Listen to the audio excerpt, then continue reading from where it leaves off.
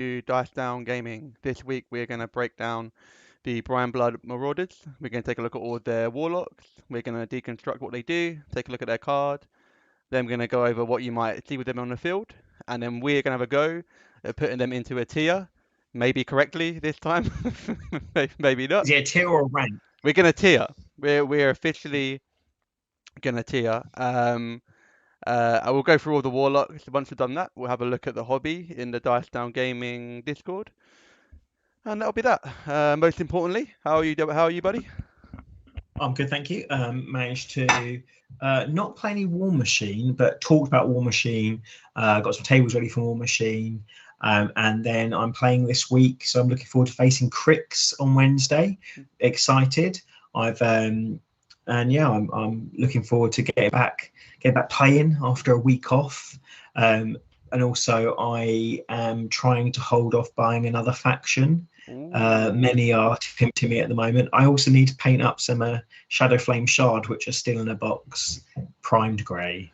Oh, what faction has taken your eye, or is it just generically you're looking at another faction? So Gravediggers really tempt me. Yeah. And I've not read the rules yet, but it's the models. It's Plugger. It's painting tanned desert style camo with the trenchers. It's having a faction of Sigmar that's cool, unlike the rest of them. Not a bunch of there's some old Umbre, which I think everyone and their mums is going to want because those models are great. And then also I am having back in the day played Trolls a lot. I'm very tempted. Not by we've got a lot of these Brineblood Marauders locally now. I'm looking forward to getting some. Is it Kithgar? I think they're Kithgar, yeah. Yeah, Kithgar. Some of the sculpts. I want a Dire Troll Mauler with his hands out, ready to smash. Yeah. And I'm very tempted at that, as well as looking back at Mark II armies and thinking, do I regret selling a lot of mine? Yeah, man. I mean, like, I would love to have still all my Circle of Boros. Have you played against much of the Mark 2, Mark 3 stuff? Not since in Mark 4. I played Mark 3 and went to multiple events and like different bits. And so Mark 3 factions, the Crucible Guard, the Infernals, the Grimkin, I played a lot. And I actually used Grimkin as well towards the end of me playing Mark 3. I'm interested. I'm also interested how they do competitively, because for looking at the data, I think pretty certain that they're not actually it's not like there's Mark 4 factions then Mark 3 factions or legacy factions, sorry. So I think it's interesting. It'll be interesting the Welsh what the makeup is. If I'm honest, if I had kept hold of either my Trolls or my Ret or my Grimkin, my Legion or my Mercs or any of those factions, yeah. I might be tempted to get them out actually and just see what they're like in comparison. Yeah, I've played against some of the Mark 3 Menoth and I suppose they're Mark 2 armies, but with my Brinebloods, I played against old school Menoth and old school Signar now. I felt like my army was like better for its points, but as far as I understand, like you say, the data doesn't suggest that. And I think last year Scorn won a decent sized event, like old school Scorn won a decent sized event. Yeah. So I think they're sort of very playable against Mark 4 factions, which is pretty cool. Yeah. Yeah, nice, man. So this week I got a game on Tuesday against old school Signar. I randomly rolled Fire Quill into, I think it was Nemo. I'm not sure, Nemo 1, 2, or 3. And I managed to get a scenario win by sort of shooting them off the table. It's what Fire Quill does. Then on Wednesday I played against Sherwin, and I randomly rolled Rageonger into he played Greater actually and was using Spark Hammer, the little gnome with the big hammer. And I got my army shut off very quickly, so that balances the game out. And then on Saturday, I'm playing in a War Table League. It's pretty cool.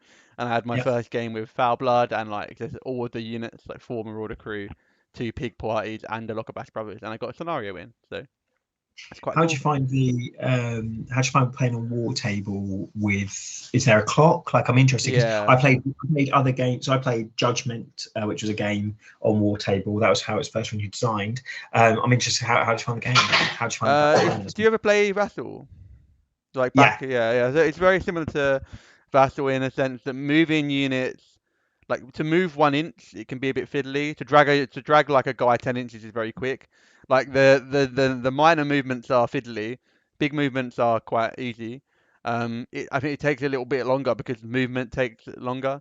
Um, Yeah. Dice roll and that is all as quick. But we play on a clock and we played on a 75-minute clock for 100 points Yeah. because it was slightly slower.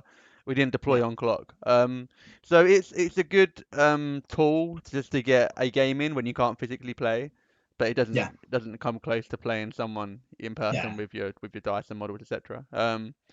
But a good practice tool. It's very easy Yeah. to be very precise because when you click a model, it on all the other models, it will show you the distance from where they are.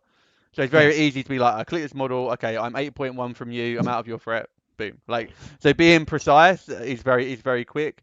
Yeah. Um, but I Do you think suppose, it's perfect for your tutorials? I know you used it to yeah, show some demonstrations. Yeah, that's what's. yeah, because when I did the unit movement, I'd actually not used War Table before. But if I was Yeah. to do that video again, I would use War Table to do the unit movement because like you have the appropriately sized bases and there's a bit of artwork on the base, so you sort of see what's what. And it's a bit easier to get a sense of actually moving stuff on it. So yeah, I think it's a good tool. It doesn't replace like physical games, but when you can't Yeah. get a physical game, I think it's really useful. Yeah. Um, Nice. yeah, 3 games right. in a week. Ooh. Yeah, it wasn't too bad. It wasn't too bad. Next week I've got a game lined up against Cricks on Tuesday, which I think Nice. Dave is practicing for the Welsh, and I think he's running a Viserys with lots of heavies and a couple of units of Sludge Frails. I'm not sure what Nice. his second list is. Has he got Morton yet? Because I know that she was on her way. I think he might have, but I don't think he would run a Viserys and Mortenebra because they're like very similar lists. They're Yeah. both like. I'm not sure what his second list will be. I know he was playing around with Nikane because he likes Yeah. her. I don't think he's keen on doing Yeah. Sepzira because but that was when it was 5 games in one day. Maybe Yeah. now when it's 4 games in one day, Yeah. not so I bad. think But I think because I'm playing him on Wednesday, I think he might be trying the 30 Mechanithol list against me. yeah, I mean it's very good. I it was a bit of a unique one against me because Fire Quill just shoots so much, Just but shoots against off, yeah. against a list that doesn't have that shooting. Because I was also able to get into the back lines and kill the Necrosurgeon Initiates, Yeah. which respawn the Mechanophrals. Yeah. If you can't get to them, and you can't get to I think they're Scarlock Lieutenants that give them Yeah. Mechanophral Shield Guard. If you can't reach out to Yeah. the back, it can be quite difficult. What you playing at the moment? Still Tyrus and Moraine, or are you going to try No, Skyra? I'm going to try tonight. I think I'm going to pair Cyrafil and Horus, not Horus. That's a completely different faction. Hazaroth together, just for a couple of weeks before we have your next steamroller. Yeah, June 21st. So you reckon you'll play Skyrafel and you'll play Hazaroth. Hazaroth for that? Yeah, Not Hellish Hazaroth. after we put her in D. I mean, the internet says that I was wrong, but I am No, to be yet. fair, they weren't. So they said we. I think I confused it by making a tier list. I think she's a B. I think she's a B tier card, so it's fair enough. Yeah, Right, let's go on to Brinebloods leader models. We'll go in order from top to yeah, bottom. We'll kick off with Admiral Boomhowler. Those are the first game I ever played with Brinebloods against you. yeah, First Mark 4 game played was Boomhowler. She yeah, has 18 boxes, which is fair enough. Middling stats. Arcane Tech 7 is quite nice. yeah, Mat 7, Rat 6, decent. 15, 16 is, I'd say, on the squishier side of things. yeah, But she's Arc 7, Control 14, so you don't have to be directly up there. Dual yeah, attack and tough is, I think, on nearly all of the infantry patrol blood. So yeah, uh, she's got annoyance. So if you do try to assassinate her and you're living and you're in melee, she's Def 16, situationally useful. It's Her with that bat 1 inch move, isn't it? That which is only within an inch, yeah. but So that because I don't know about you how you feel about Mark 4, but there's a lot more 1 inch melee rather than the prevalence of 2 inch melee. So it actually does come into effect. yeah, I've been running anchors on my Deepborns, and I'm still not sure if I like them or not because they've got Retaliatory Strike and Crit Smite. So it often means that people won't engage you in 1 inch because they don't want to risk the Crit Smite. Yeah, So you never get to use it. but your opponents often lose out on their 1-inch melee attacks Yeah. because they don't want to engage you in the 1-inch. So I'm not sure. The Hammerhead is cheaper, has 2-inch melee, and it's basically the same power because it's got chain weapon. But I'm not sure if I take it off the Deepborns, will I suddenly really feel all the 1-inch melee attacks hitting me because they're not going to play around the critical smite. Yeah. I'm going to play around with Hammerheads for a little bit. So she's got battle plan. So you can do one anytime. It's quite nice. They're not a special action. They're just anytime. So you can sort of do a battle plan and run. Yeah. You can charge melee attack. Precision strike, because it's within 10. You ignore friendly models to line of sight and move through them. Really, really, really good because you're probably gonna be running lots of infantry with her, so you can just completely unjam your army, and you don't really have to worry about order activation. You just go through everything. And I'd say also she's probably gonna be activating early because she's not very offensive herself. Yeah. She's probably just gonna move up, put out a battle plan, put out a buff. So activating her early is quite good. So precision strike's really flexible. Yeah. Reposition for a unit, fantastic. I think reposition is probably like one of the best rules in the game. I love reposition. So also side tangent. I didn't realize I had been playing the hit and run wrong card wrong. I thought that was for a unit. It's only one model. That's big. Yeah, so because I was in the War Table League, I was like, oh, I'm going to hit and run these pig boarding party, and then someone who was watching the game said, oh, it's only one model, buddy. So I've been doing that for whole units the whole time. So Wow. that's good to know. So reposition for a whole unit. This is fact Yeah. warrior model unit, really really good. And stand your ground. You can get some extra defense if someone charges you. Really Yeah. fantastic. Sort of synergizes with a feat because you can sort of do a defense skew with Boom Howler. So once per turn, you get one of 3 fantastic rules. Yeah. And then you've got Spyglass, where you can remove stealth as you're in place of your combat Yeah. action. Which actually is only one of the 2 ways in the whole army to ignore stealth. Yeah. So Situationally really good. It's the same with a Mage Hunter commander in Dusk.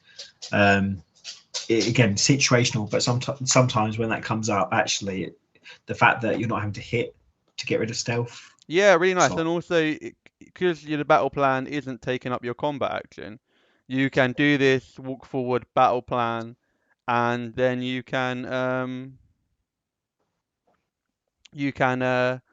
go ahead and do the spyglass as well. yeah. For some reason, We have any technical problems? I think we are, but I think it's because I for some reason, I don't know. Can people hear us this time? No, people can hear us, but I don't think the stream has started despite me clicking go live. Start streaming. I don't know why.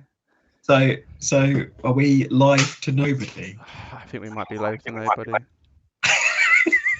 Because I click go live, but when I go to my YouTube channel, I can't see it live. One day. I think I just went over schedule it live. Live. Oh, we are live. We are live. It's going. Okay, so that was everyone in the chat. If you could hear us, put a comment, like, and subscribe. I think we're good. Because we are so paranoid of technical problems right now. Yeah. That, Aaron's there checking everything. I'm constantly checking everything. Okay, so we'll carry on. I'm pretty sure. I'm pretty sure we're good. If at any point I stop being live, please shout at me. Yeah. Tom Bees says it's going. Thank you, Bees. Grateful. If it does stop, please let me know. Tom, Myth shares 3 useful plans. I demand 1 gets changed to desperate mission. And Tom, you're alive. Yeah, the free plans are great. So she's got a hand cannon. So she's got 1, ranged attack. If you're on a spyglass, you can just take a free shot at Rat 6. And she's got a Mat 7, Power 14, melee attack with Grievous Wounds. So sort of useful. Not gonna one round anything herself, but she's got some attacks. I quite like the hand cannon if you just wanna move 6 and then go ahead and shoot something. And you haven't got anything else to do. A free range shot is good. And then you've got a melee attack with Grievous Wounds. Grievous Wounds is always handy to have, just if you want to take off healing. The feat is +2 defense for your control area, which is 14, which is really good. And you get rapid healing, so if you take damage and you don't die, you can heal D3. So I think the feat is like really, really really good. Your Marauder crew are going to jump up to defense 14, which will keep them alive a bit more. Your pig boarding party are going to jump to defense 16, which will keep them alive a lot more. If you do make a tough roll, you're then going to heal D3, so that's really good because a lot of the time after you tough, you sort of just get killed straight away after. But in this case, when you after you tough, you will heal some, which is really good. It means those heavies when you, I think you put, is it a great old one or something like that? The heavy with this like ridiculous armor. So like you're only doing chip damage anyway, but for that turn, he's healing it. It's like it's really good. Yeah. You can fortify a war beast from the rack spell, so you can have like an armor 23 dire troll, an armor 22 old one. You could have a colossal with fortify on it, and obviously that makes it really hard to one round. You can do sort of a quite a defensive skew, as one of the heads gives if you're within 5 inches -2 to hit the colossal, and then you could put this on it. You could so you could get it up to like a reasonable defense, which is not bad. And I think it promotes taking. For me, I like to take lots of infantry. If your Marauder crew go up to 14 and then you put set defense on them, they're going to be 16 against charges. And then if they do get a tough and you pass that tough, obviously then you're gonna heal D3. So I think really good feat. Actually, I've sort of played her in the first game and then played a couple more games, then sort of started playing around with Firecore and Rageonger. I've not really played her much. But I think she's really good so far. We've got some spell racks. We've got 3 slots, which is generous, and she's got 2 spells for herself. She's got Avenging Force, which is if one of your warrior models is damaged in your maintenance phase, one of your war beasts can move free and make a basic attack. Really good, very easy to trigger because you can upkeep it, and you're probably going to have loads of warrior models, so you're probably going to trigger this every turn. And in the army, sort of the war beasts aren't overly fast; they're probably 9 or 10 inches threat.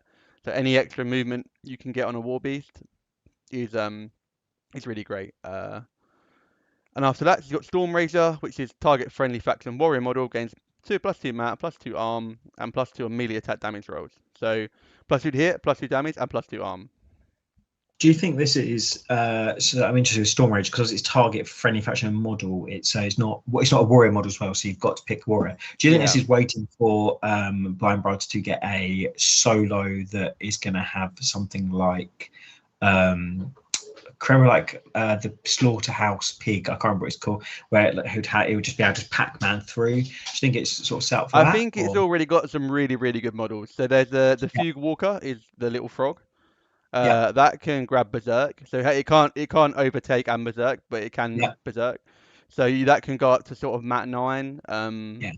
It's base armor 17, so it can go up to armor 19, and it can lick a toad and get some more armor.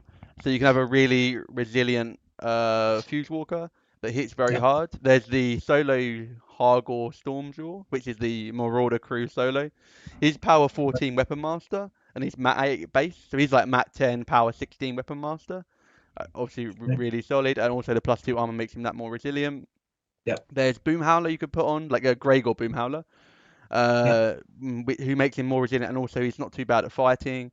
Put on herself, so she's armor 18, mat 9, power 16. With grievous wounds, pretty good.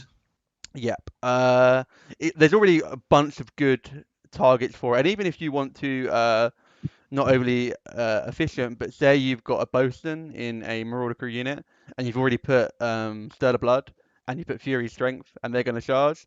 If you put the Stormraiser on the bosun, he's power 20 when he charges. So there's just, I think there's loads and loads and loads of good targets for the Stormraiser. So yeah, I think that's great. You played her against her a couple of times. Once against me. Have you played her against at any other time? Played against, I believe it might have been Shape that played against.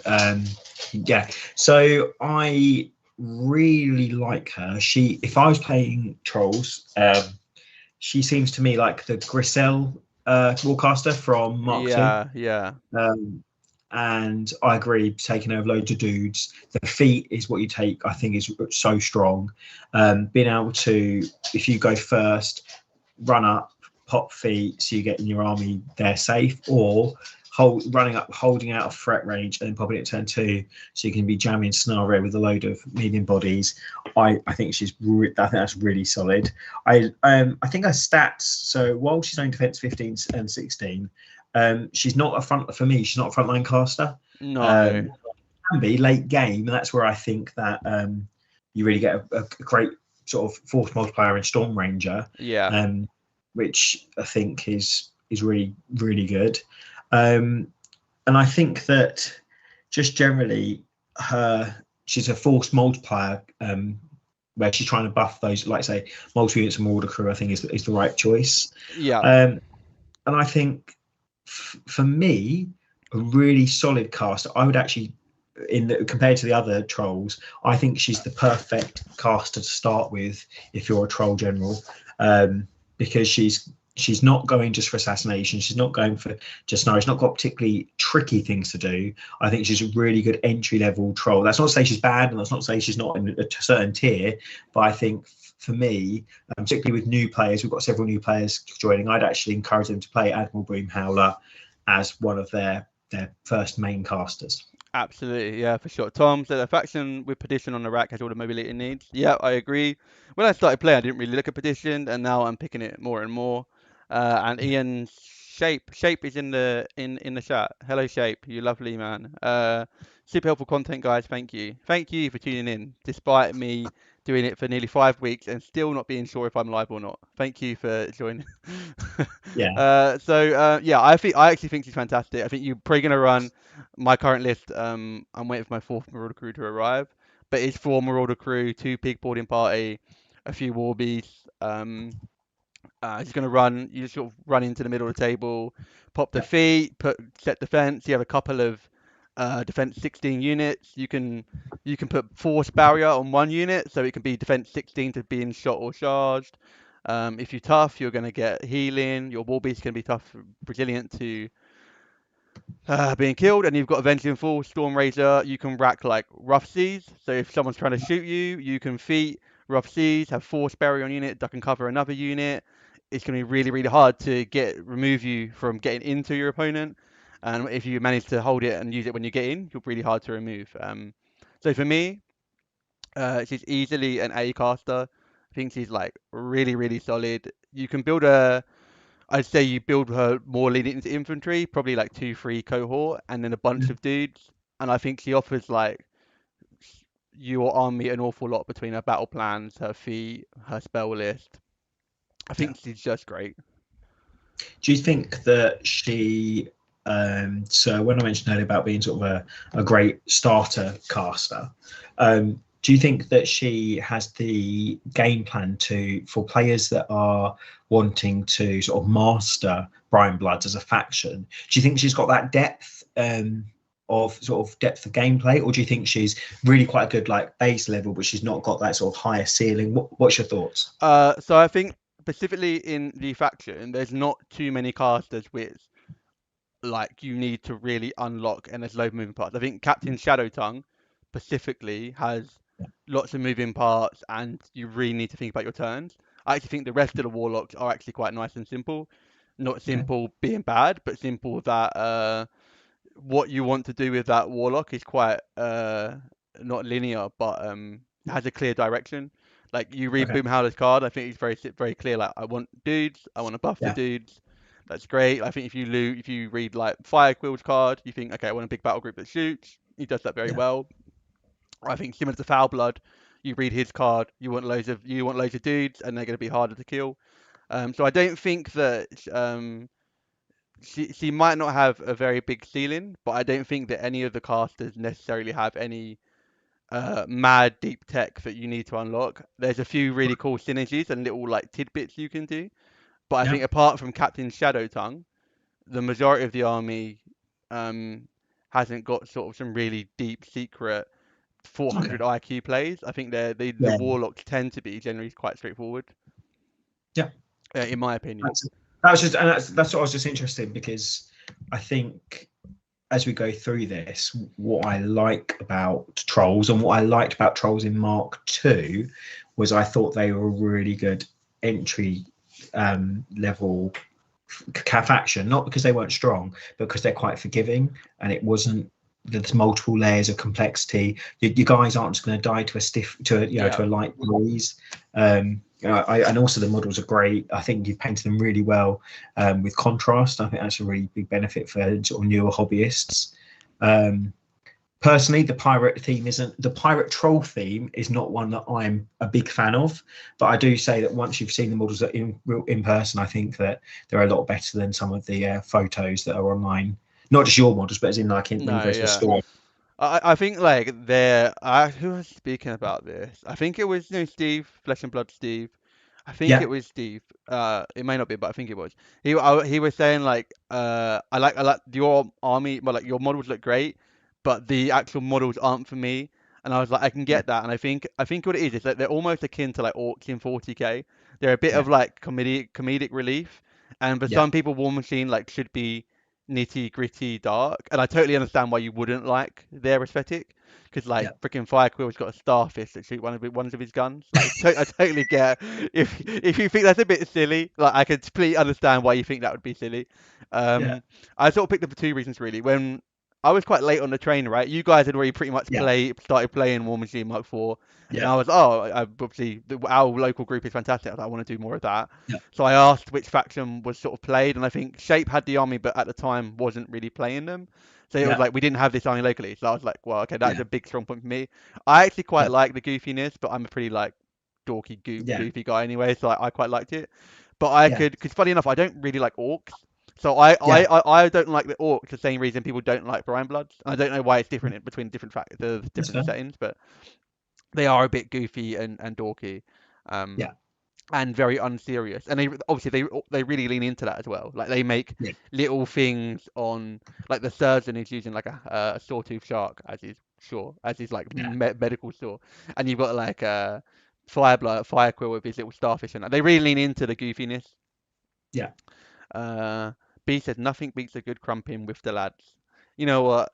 If you're an Orc player, power to you, because they're often the most fun people to play. So I think Boomhowler's solid A. I think, and I also agreed actually that they're a good starter faction, because I think as long as you take a Warlock and some Marauder crew and some War Beasts, you'll sort of like what they do doesn't require any great depth. Like the Marauder crew are tough, they can move and shoot. You know that there's no great hidden meaning behind what they do. You know what I mean? They've got one rule on their card. Tom says, I also arrived at Chimera because I wanted a Fury faction. Never played that in the past, and Trollblood was already taken. Fair. Chimera are another good looking one, but another one I think that if you don't see them in person, I'm a bit like, whoa, there's a lot going on. And then you see a model close up that's maybe painted not so detailed, maybe, or just there's less colors on it than the studio scheme, and I'm like, oh, okay. So like the Vipex, I can actually understand a bit more what's going on with the model. I find the studio scheme really hard to read.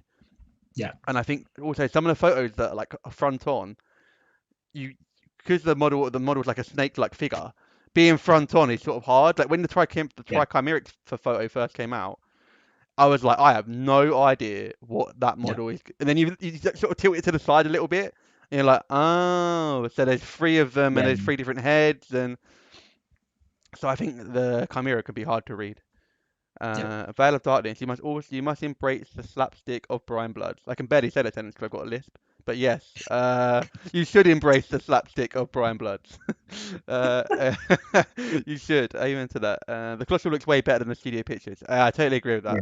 Yeah. When I first saw that photo, I was like, oh wow, I had no idea. And I think the day after, someone had actually bought it on the same day, and taken it to an event the day after. But they had sort of painted it somewhat and took a photo from the side, and I was like, oh, I can understand what this model what's going on. Definitely. So, Admiral Boomhowler, what do you think? What are your takes? I know what I'm thinking. Easy A for me. I think she's one of the best faction classes in. I probably say she's the best Warlock in the faction. You'd say she's the best? Yeah, I don't think so. So the bit of preface with the tiers, I've put S as overtuned. So if we think it's in S, we think that actually S should be somewhat have something changed to it because it's a bit too good. Okay. A, we're saying is a powerhouse, so it's very good. Right. Yeah. Like top tier Yeah. tournament, but we don't think it Yeah. needs to be changed. It's very good. Yeah. B, we're saying it's very good, but maybe not quite as good as A. You would take it to a tournament, but A would be more powerful. C, I Yeah. said C, I put good, so it's good. Maybe you would take it to a bit more of a fun tournament, or if you take it to a tournament, you We'd are have a really specific list, maybe that you like. You're yeah. stealing for it. Okay. And then D, I put undertuned. So D, I would say that there's something about the Warlock we think would need to be brought up. Cool. Spoiler And alert, then I don't think anything can be like below B. I think I think they're all good. I don't think Steamforge. It might be different for how Priority Press it. I don't think Steamforge would want to ever design a D tier because intentionally you'd want to make sure it's competitive. But you think A? Yes, I think she's the best Warlock in the faction. You think she's right? Just double checking. You think she's the best Warlock in faction? See, I think you're a bit jaded about Quill because you've killed Moraine about 7 times with that. But so I agree. I think she's A. I think she's really strong. Yeah. And I agree with your definition of A tier of being really good, really strong. If you want to be competitive, take one of these A tier. Yep. Yeah. I don't think any part of her stats is overtuned. Yes. I think I don't think she's the best in faction. Ooh. We'll talk about that in a minute, maybe. But I think she, I really like her. Yeah. Personally, I think she is, like I said earlier, I think she's the best. If you're new to if you're new to Brinebloods, yeah. I would. And I know does she come in one of the starter boxes? Or is she one of those? In the core box, I think. Core box, yeah. So I think definitely get some games with her. I'd encourage you to have your first couple of games of, if you're playing Warmachine new as well, play with Boom Howler, because I think so.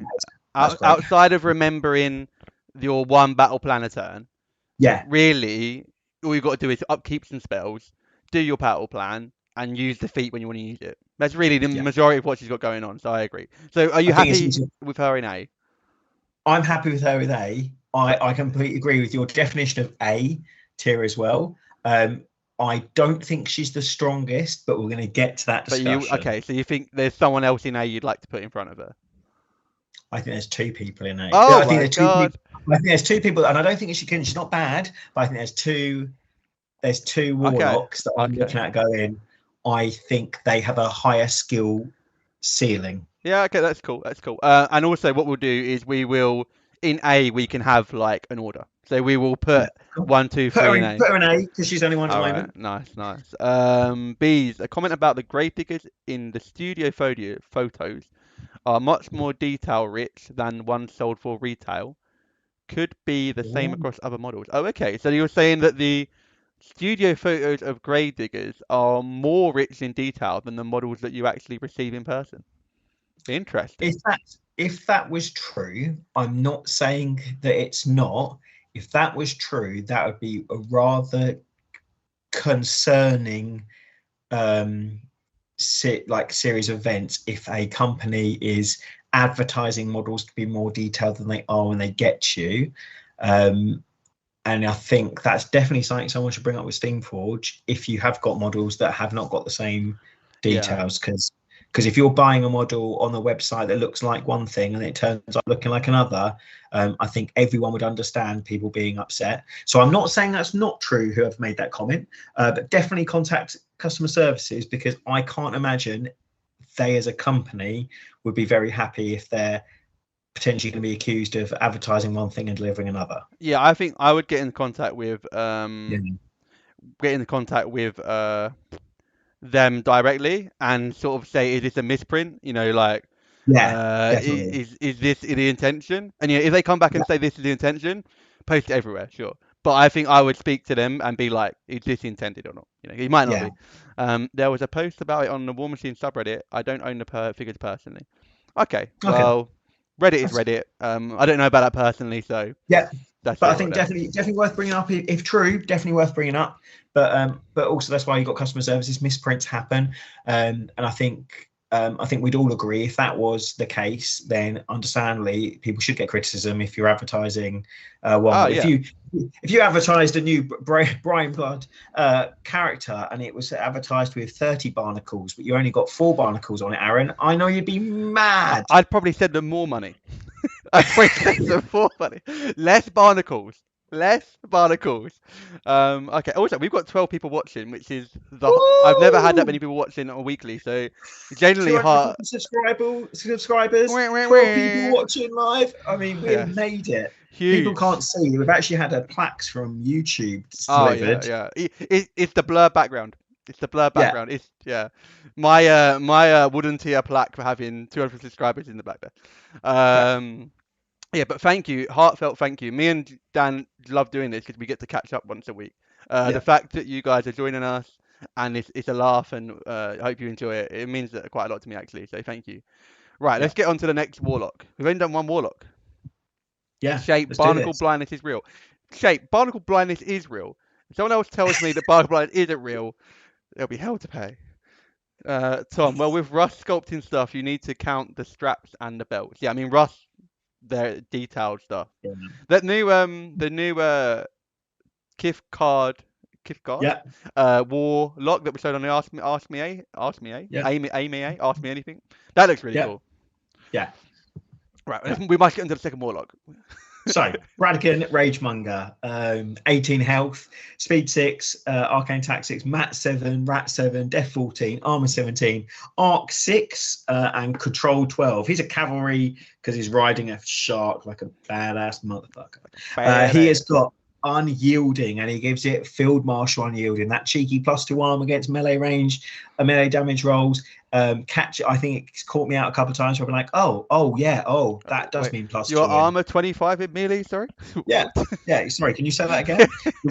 He's got reposition, which I think we agree is a great rule. Snacking, situational, but great for that little bit of healing. I love the model, but we're going to keep going on with the throw whaler, the skewer to drag someone in, crit weaken, range 8, love it. Whaler, the 2-inch melee range with -2 death and -2 to attack damage rolls when it hits someone on crits, and then also crit consume on a shark bite when what's someone to love. The feat for him, I think, is really strong, placing him completely anywhere within 5 inches of the current location, so you can free him up.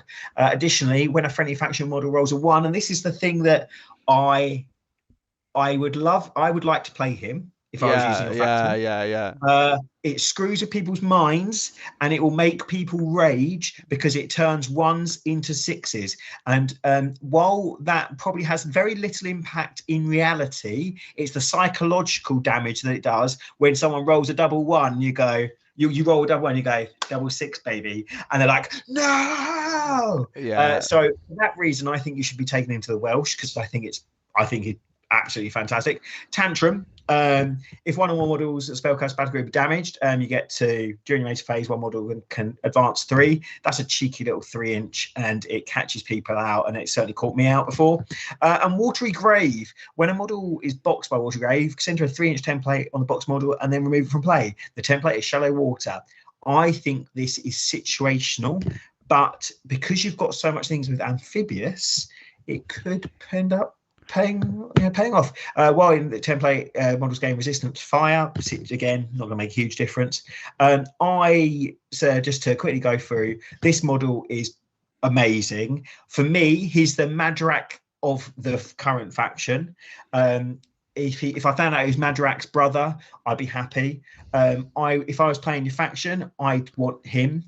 I think that he is strong. I think he is competitive. I think he's incredibly fun. I think that he's got weaknesses because he's got that death 14, so it's not like he's completely invulnerable. He can always get killed by, I don't know, feated. Edit this out. Edit this out.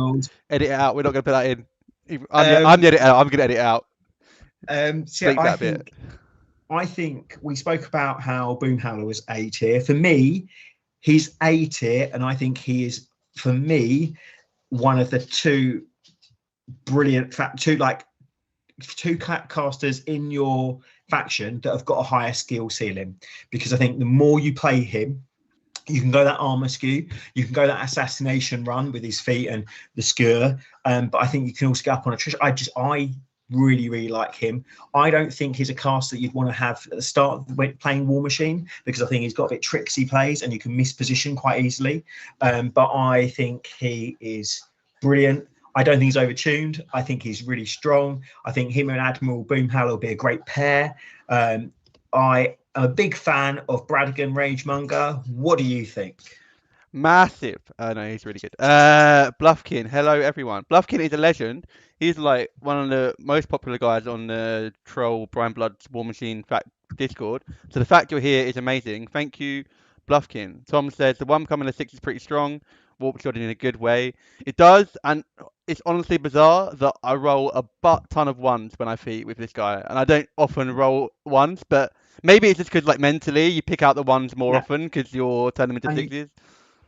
And for your opponent as well, generally for your opponent, that we're used to doing quick maths in our head. Yeah. It's the amount of times where you go, oh, they've missed. Oh no. Yeah. No. Or and that is yeah.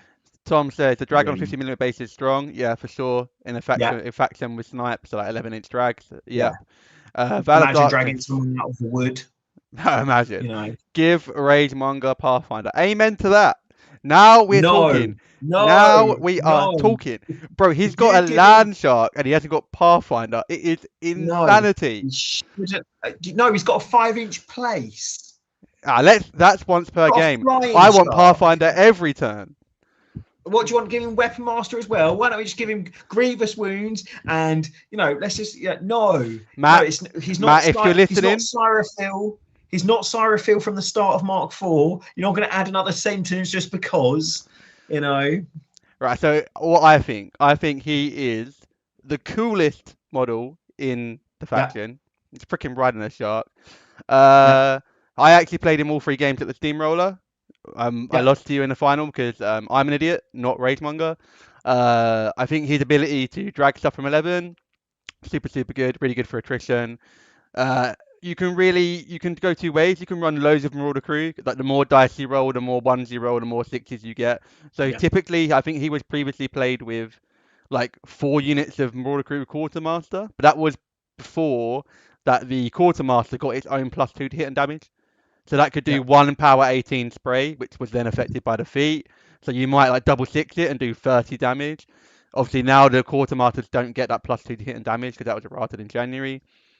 I played him with like 2 Vroggers and himself, so I had like 3 drags in one list. You could just run like a bunch of armor 23 Deepborns in melee.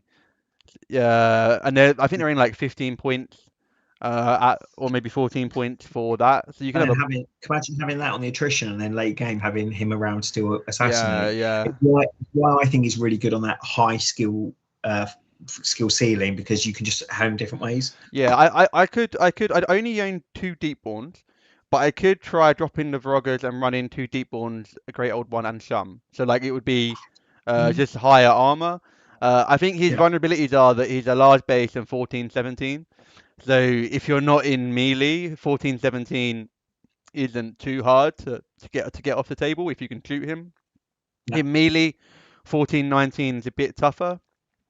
Obviously, I think a serious threat like unironically that battle lusted cats are a good example. A serious threat does still lift them up the table. So you need to, and also control 12 on some scenarios. Like we were playing 2 fronts. I think we were playing 2 fronts, and with the obstruction in the middle of the table, the 12-inch control zone can be quite hard if you do want to run lots of a battle group. Like on some scenarios, it'll be quite tricky. But I think all in all, like what you get as a package, you get an 11-inch drag, a really good feat, unyielding for your battle group. Also, 3 slots again. So I think Tantrum is one of them ones that you might get 3 inches extra move on Rageonger and catch someone out with a drag or something. You might get 3 inches move on a battle group model. It has to be within 5 of Tantrum, so it's like a worse version of Avenging Force. Yeah. But still good to have. And you've got 3 slots. So yeah, for me, Tom, I played it against the Deepborn spam. It's a hassle. Yeah, so I think I'm close to owning the whole faction. Really, maybe the last thing I would do is get 2 more Dire Trolls, so I could run 4 cheap Dire Trolls. That would be 60 points, and it'd all be armor 23 in melee. It would. I think it would be good, but again, like scenario, you've got 40 points left. Maybe you can put your boarding party in, etc. I would play around with it, but Yeah. I think he's A, like for sure. I think he's A. I think you can really build any list with him, and it's good because you've got the feat for 1s to 6s. You've got the attrition with him dragging stuff in, and he makes your wall beast tougher to kill. The Yeah. question is, do you want him in front of or behind Boomhowler in the A tier? For me, I have him in front of because of that ability for high skill ceiling and his flexibility for lists a little bit more so than her. I don't think, but then for a newer player, I would not encourage them to play Ragemonger if they're starting to play new for Warmachine. Yeah, Because I think it's too easy to think I've got a dude with a shark, he's going to kill the world, and just getting him killed. But I think that he is really strong. I think yeah. none of his there's nothing I'm looking here on his card going that's overtuned. I think it's really well balanced, really well thought out, and I'm a big fan of Ragemonger. Nice. What the chat? What do you think in front or behind of Boomhowler? Val said 4 armor max in Deepborns with Ragemonger is the Shad move to do. It's definitely something to try. Yeah, Tom says in front with 3 exclamation marks. He yeah, he he wants in front of Boomhowler. yeah. I think I'd go in front. I think Earlier you said that Brimhowler was the best in I faction. did So I'm I happy. did. You're the expert. No, I'm Talk us an through it. expert in nothing. I think I think he probably has a higher potential than Boomhowler. I think if you really got him down to a T in terms of where you can position Ragemonger, how far you can push him up to keep him alive, where you can drag and what you can't drag, you perfect a list. I'm still really playing around with what list I want to play with him.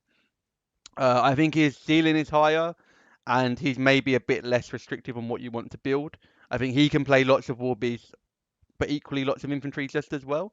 Whereas I think Boomhowler probably plays lots of infantry very, very well, but doesn't Yeah, play so many war beasts as well. yeah, So I think I'm happy with that. I think they were always going to go in A for me, those two.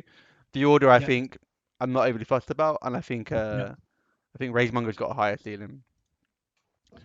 Next up is Captain Fire Quill. He's got 16 health. He's got Field Marshal Black Penny, so your War Beast will ignore the in melee bonus if they shoot something. Fortune Hunter. Model gains additional dice on attack and damage against character models. Big kahunas. 3d6 to hit on any Warlock, Warcaster, any character model. Base 3d6. I'm going to boost. I'm going to be 4d6. I might slam you, so I get 5d6 on my damage roll. Let's go. Big fan of Fortune Hunter. Headshot. You can't tough, and you remove from play. Very useful against things like Septira, so you Yeah. can't bring any of them for hours back. Useful against things against tough, can't tough. And reciprocate. If you miss him a ranged attack, he can shoot you back. So if you miss me, I could shoot you back with a momentum shot and knock you down back. Pretty Remember, it's good. additional dice. Additional dice. Yeah, I mean, if you shoot me with your Warcaster and miss, it's GG no re. Go home. Reposition. You can walk back free. He previously had Energizer, which I know a lot of people are downtrodden about because it would give him like an extra range. So he could like Energizer himself, and then he would have extra threat range. Oh no! If only you had sniping faction. Oh and wait. Swift Hunter. But yeah, I mean, I never played with that, so it's hard for me to sort of be sad about it 'cause I never had it. But I know some people's opinion is that he was better with Energizer. For those Yeah. people, I'm sorry that he hasn't got it anymore. So he's got 3 guns. First one is a scatter gun. It's spray 8, and it can either flare, so it can remove stealth and -2 defense, or it can do continuous fire. Big one here is flare. It's the Yeah. second way in the faction that you can ignore stealth, and the only other way in the faction you get to ignore stealth. And -2 defense, which is It's huge. huge. Especially when so spray ignores stealth anyway.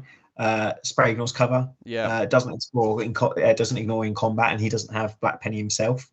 But No. on this gun, it doesn't. Yeah. But yeah, that I think the Mage Lock scatter gun, superb.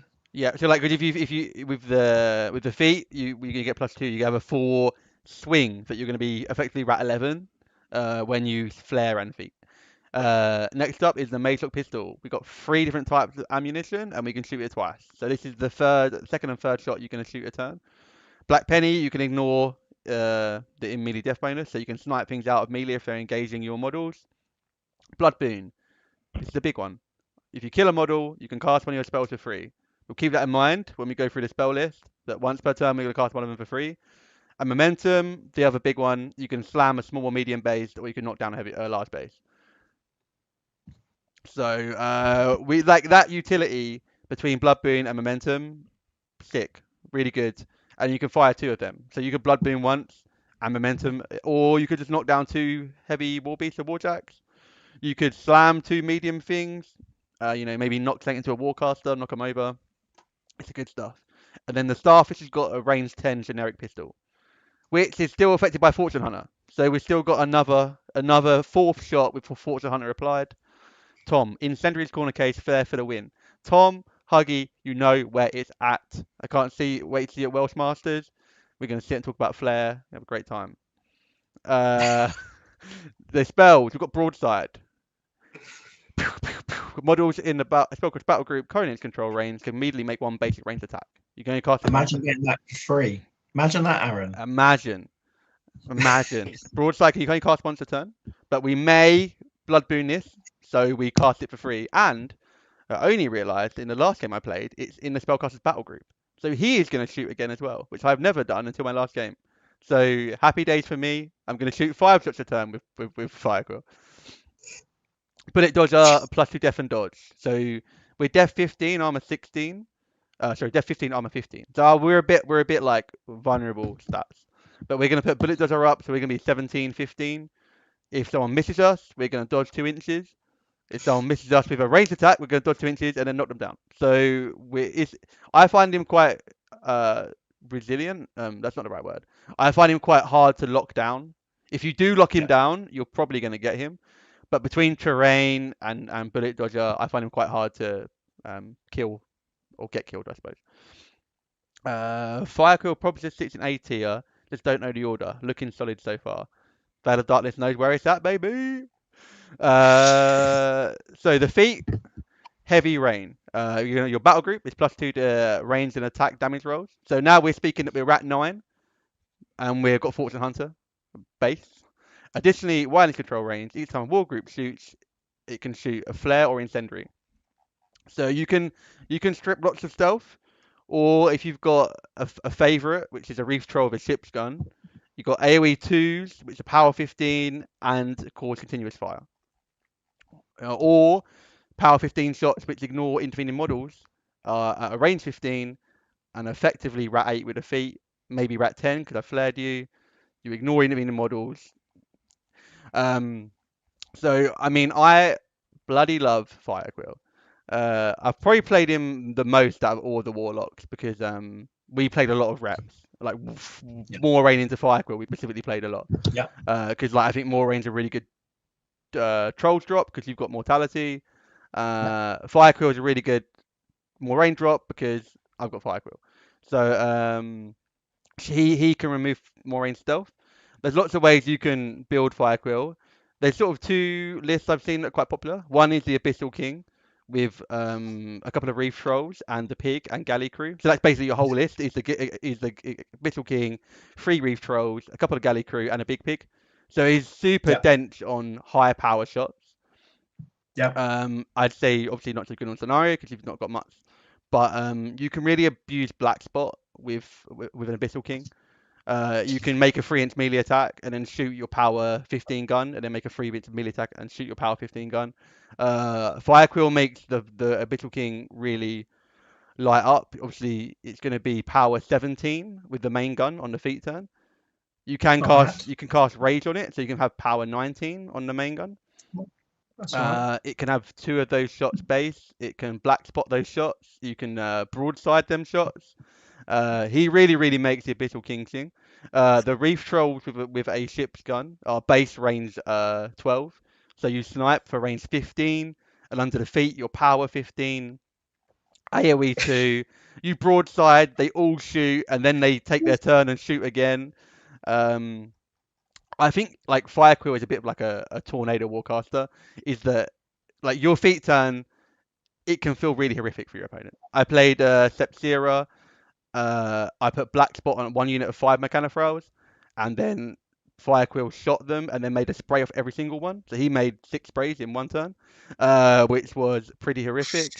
Then all my battle group shot with broadside, and then my army took their turn. So it was, I think Fire Quill was fantastic. Things in the army that are good with him. First of all, you have snipe, so all your guns are going to be range 13 on the pistol and mage lock, and the spray is going to be range 11. So you're right. Your base threat is 5 plus 11, so 16 to restrict stealth, and then you've got 18 to shoot. There's an animus called Swift Hunter in a faction, so if I kill a model, I can advance 2. So I could walk, Swift Hunter, kill something, move 2, snipe myself, and then shoot. Fortune Hunter makes him absolutely killer at nailing leader models. Under the feet, you're rat 9, you're 3d6 to hit. If you flare someone, you're basically rat 11 with 3d6 to hit.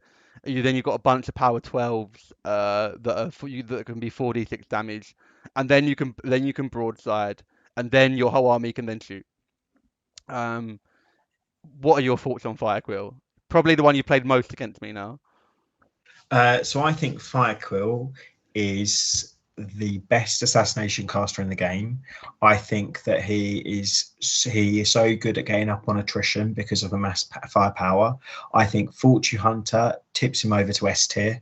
And I think Fortune Hunter should be, this model gains an additional die on attack against character non-leader models, is how I think it should be. I think that do you tell me a caster that's going to survive Captain Firecool loading his gun and shooting it? I think his downside is defense 15, armor 15, but I think that's a misnomer, because he's never going to be up there, and he's going to be able to shoot back, and he's going to have dodge and all the rest of it. If he was a Signar caster, we'd be complaining how broken as balls he was if he had the same army, but if he just had a blue symbol. He's the Cain of trolls. He is the sniper alpha, alpha wolf of the faction. I think he is S tier. I think he's S tier because of Fortune Hunter. I think if you get rid of Fortune Hunter, I think he's still A tier. I think he's still amazing. I really like him. The model's superb. It's really flavorful. I know Shape's done a brilliant job painting him up with his ginger beard. I'm interested. Do you think there's any caster in the game that would survive him? Firstly, and secondly, do you think there's any problem having a caster that can literally kill anyone? Okay, so first of all, some chat. Valorant said the caster gets the gap. Amen to that. Tom said, show you us on the doll where fire will hurt you, Dan. Thank you, Tom. Someone speaking some sense. The fact that you're trying to put Fire Quill in S is outrageous. I probably would have put Moraine in S. And there is no shot that we're putting Fire Quill in the same tier as Moraine. So first of all, who dies in that match? So first of all, let's take it down a level. Things like Kaifos, control at 16, don't need to be anywhere near a Fire Quill. So things that can stay out of range of Fire Quill with big controls, no drama. If you're steady, I can't knock you down. So there's quite a lot of things that are steady. Shield guards, you've got shield guards in Tyrus. You've got 6 shield guards in Tyrus. Yeah, right. So I think we're overstating.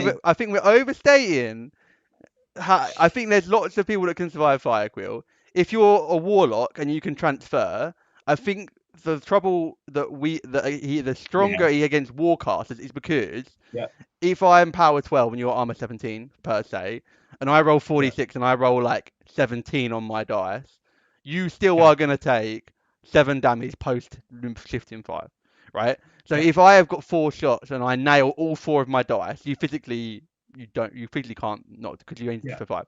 If you're a warlock and I shoot all my shots, you can just transfer the damage, and then I don't kill you. Yeah. Veil of Darkness, S is generous.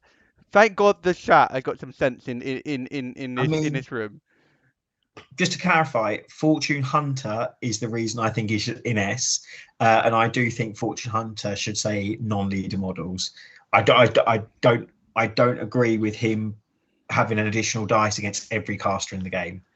So the spray is. If you had to boost it, that's fine. But he's a ranged assassination caster. He's only got ranged attacks. The fact that he gets an extra dice on hit and damage rolls before he even boosts it, or is weapon master or anything like that, he can't be given weapon master. But you get the idea.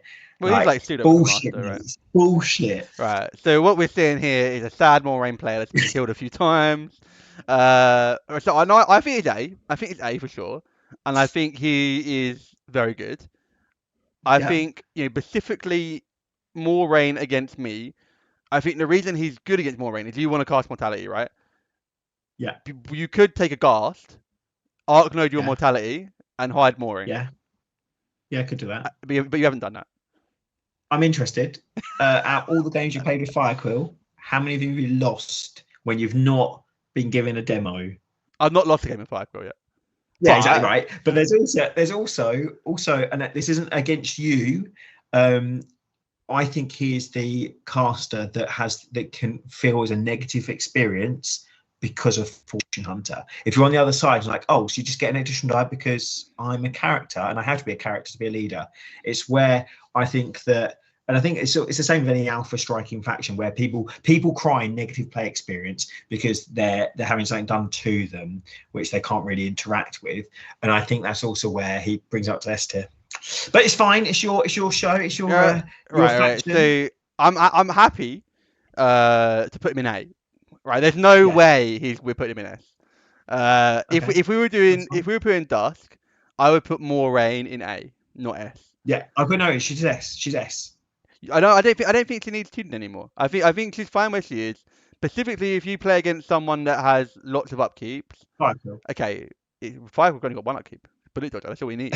No, if you have someone that's Firequill, it just shoots her off.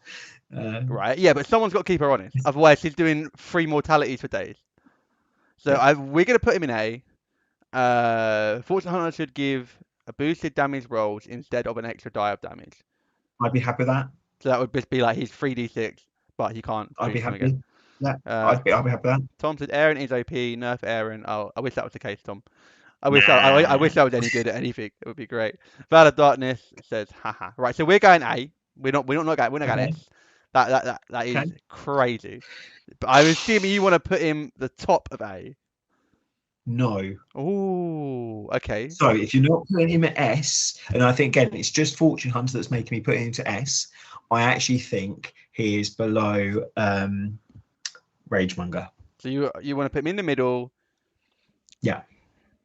I think, and that's because he has got a weakness, which is his stats. If you can get in on him, for sure. And if you are able to put shield guards, if you are immune to knockdown, if you are good against ranged armies, he can be prevented. So there's a few things, right? Mass shield guard, not mass, but even just a few. Yeah. He's really got 4 good shots a turn. So if you can shield guard a couple of them, you're probably okay. If you can just be like, I mean, Kaiphos is an example that stands out to me. That Kaiphos, if you can hang back 16, hang on the edge of kill box, there's no way I'm getting you on the edge of kill box, right? If I have to go so far up, his list himself isn't actually good at cracking armor, right? If you run a bunch of armor 21 warjacks that aren't characters, I will struggle to remove that. 1 second, can I just take notes? Can I need to write down Tyrus's feat. Was it to his place in the ghost?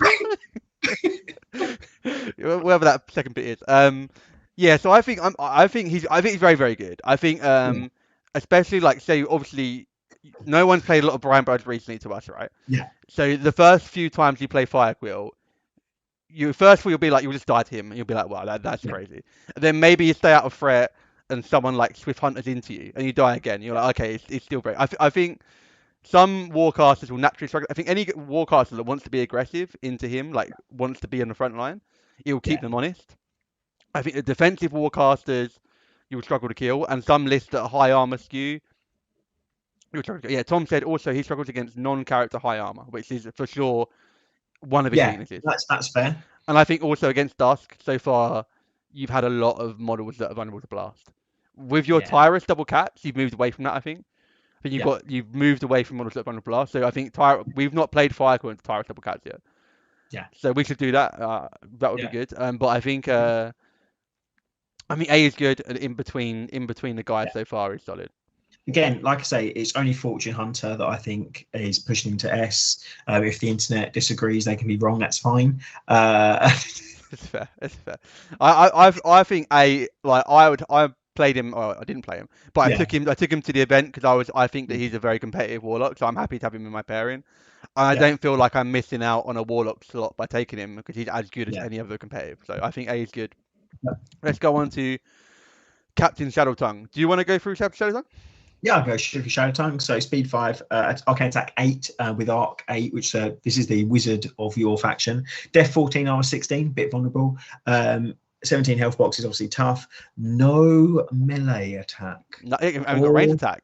Nothing. This is the who was the lady from Ret that was like doing this on her, and she didn't have any attacks either. I know who you mean. I know who you mean. She is the wizard.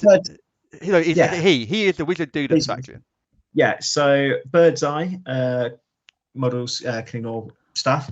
Dark Rituals can channel through for any faction warrior models. This is why I want to bring several warrior models, maybe even four murder crew or whatever you call them. Then we're going to have Knight's Dominion for feat. When a friendly faction model in Shadow's Time's control range casts a spell, reduces cost by 1. Imagine being able to be a arcane slinging caster with arcane 8, so you could do, I don't know, 4 hex blast, maybe. While in control range, Warbeast in Shadow can also use Animus without without spending forced. Really, really good. Gallows, love it as someone that's faced a lot of circle in my time. Being able to be pushed D6 towards Gallows Point means you can drag some people in and then murder them. Ghost Walk, that's really good because it gives Ghostly, which is one of my favourite rules. What does that do? What is that? It means you can pass through models if you've got enough and terrain and obstacles if you have enough movement to go through them. That sounds really sick, good, man. Yeah, that sounds really good. Their caster. Hex Blast, really strong.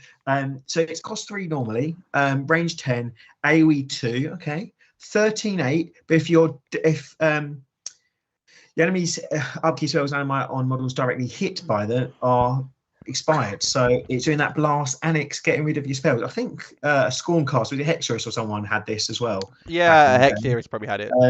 And then Revive as well, which is really good. Dusk have it. It's strong. Target 1 friendly trooper, 1 destroyed grunt from the model comes back, place within 2. They had to forfeit all their stuff. I think Shadow Tongue is possibly my second favourite model in your faction. I think theme-wise, awesome. I think this is the highest skill ceilinged, highest skill floored. Sure. Caster. I would not recommend Captain Shadowtongue to a new player whatsoever, because not having a weapon base, being able to choose arcane is something a bit tricksy. Really like the sculpt. Building the force for him also, I think, can take a bit more nuance if you're trying to go a certain way. I think he is a solid B tier Trollblood, and that's mainly because while the feat and popping load of spells is good, if you come up against, I don't know, someone that can arcane vortex, it stops your assassination, but also how it's going to work with once models are engaged, whether you're going to be able to cast spells, because you can cast spells through models, but I presume not when you're engaged still. So you've got sort of a timing of when you want to do that, what positions you want to be in. I can see Shadow Tongue, though, being a caster that someone that wins an event could take, because I think if you've mastered Shadow Tongue's game, you're probably really good at the game. You're thinking outside the box, and I can imagine it catches lots of people out because it's not that straight linear, I'm going to charge you with an axe. And I think probably if I was to do a pairing, maybe if Shadow Tongue, let's say Fire Quill wasn't in existence, probably Shadow Tongue and Ragemonger would be my pair, because they're so different.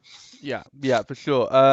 The Veil of Darkness cycle also depends on removing enemy pieces to stay up in scenario. If the dice aren't in it or you are losing too many beasts, he starts to slow down. Yeah, I think he's very much a tempo caster, right? You hope for a Yeah, really big feat turn, you hope for a really big broadside, you hope you stay up, because once the people get into your Reef Trolls, they're very easy to remove. You're not very good at actually sort of standing your ground, so I agree that he's a bit of a tempo piece. Yeah, so Shadow Tongue. Bird's Eye, so your battle group can ignore Forest and Clouds. Super handy. On some boards, there'll maybe be a forest in the middle, you can just ignore it. The Feat, you can sling a bunch of spells. You could pop 8 revives in one turn and bring 8 guys back. You could throw off 4 Hex Blasts. You could just do a bunch of utility. You could do a couple of Petitions from the spell rack to push a few War Beasts up the table. Really good. I think she's the one that list building is the most wide. Really, there's nothing that you need with her. She offers your list like gallows, so you can extend all of your models' threat ranges. You can yeah, ghost walk your units. You can strip enemy upkeeps, and you can revive grunts. But there's nothing there that like forces you to take anything. yeah, I agree. This is by far, I think, the sky's the highest skill ceiling. You can have gallows and petition in the same game, so you can push people towards you or move your war beast up. So that makes it very hard to gauge threat ranges. Um, I think to get the most out of her, you need to be casting the right spells every turn in the right places because she's not really doing anything for your army apart from casting spells. yeah. I think the most common, I think currently the people pairing Ragemonger and Shadow Tongue is quite common. I Right, think that might change now we've got a bit of foul blood. I'm not sure. right. Um, so I think it's difficult because I think if you got like extremely good with Shadow Tongue, I think she's easily an A. Like once you've perfected Yeah, sort of like where yeah, you're casting your gallows and where you're putting petition, or you could ruck rough seas and have a 16-inch control of rough seas to make your things harder yeah, to hit. Hex Blast, I think, is just always good to have. There's so many times that someone's got a key upkeep. Uh, say like Inviolable Resolve, so yeah, I can't drag you, but if I can Hex Blast you first and then I can yeah, Gallows you, key. Um, I think obviously the downside is that really, if someone can't be pushed, so if you've got an army like steady or so I think it's sturdy that can't be pushed, Gallows loses value. And if you've got an opponent that's got a lot of say Spell Ward or Arcane Vortex, um, what she wants to do is pretty much turned off. All she's really doing is casting spells.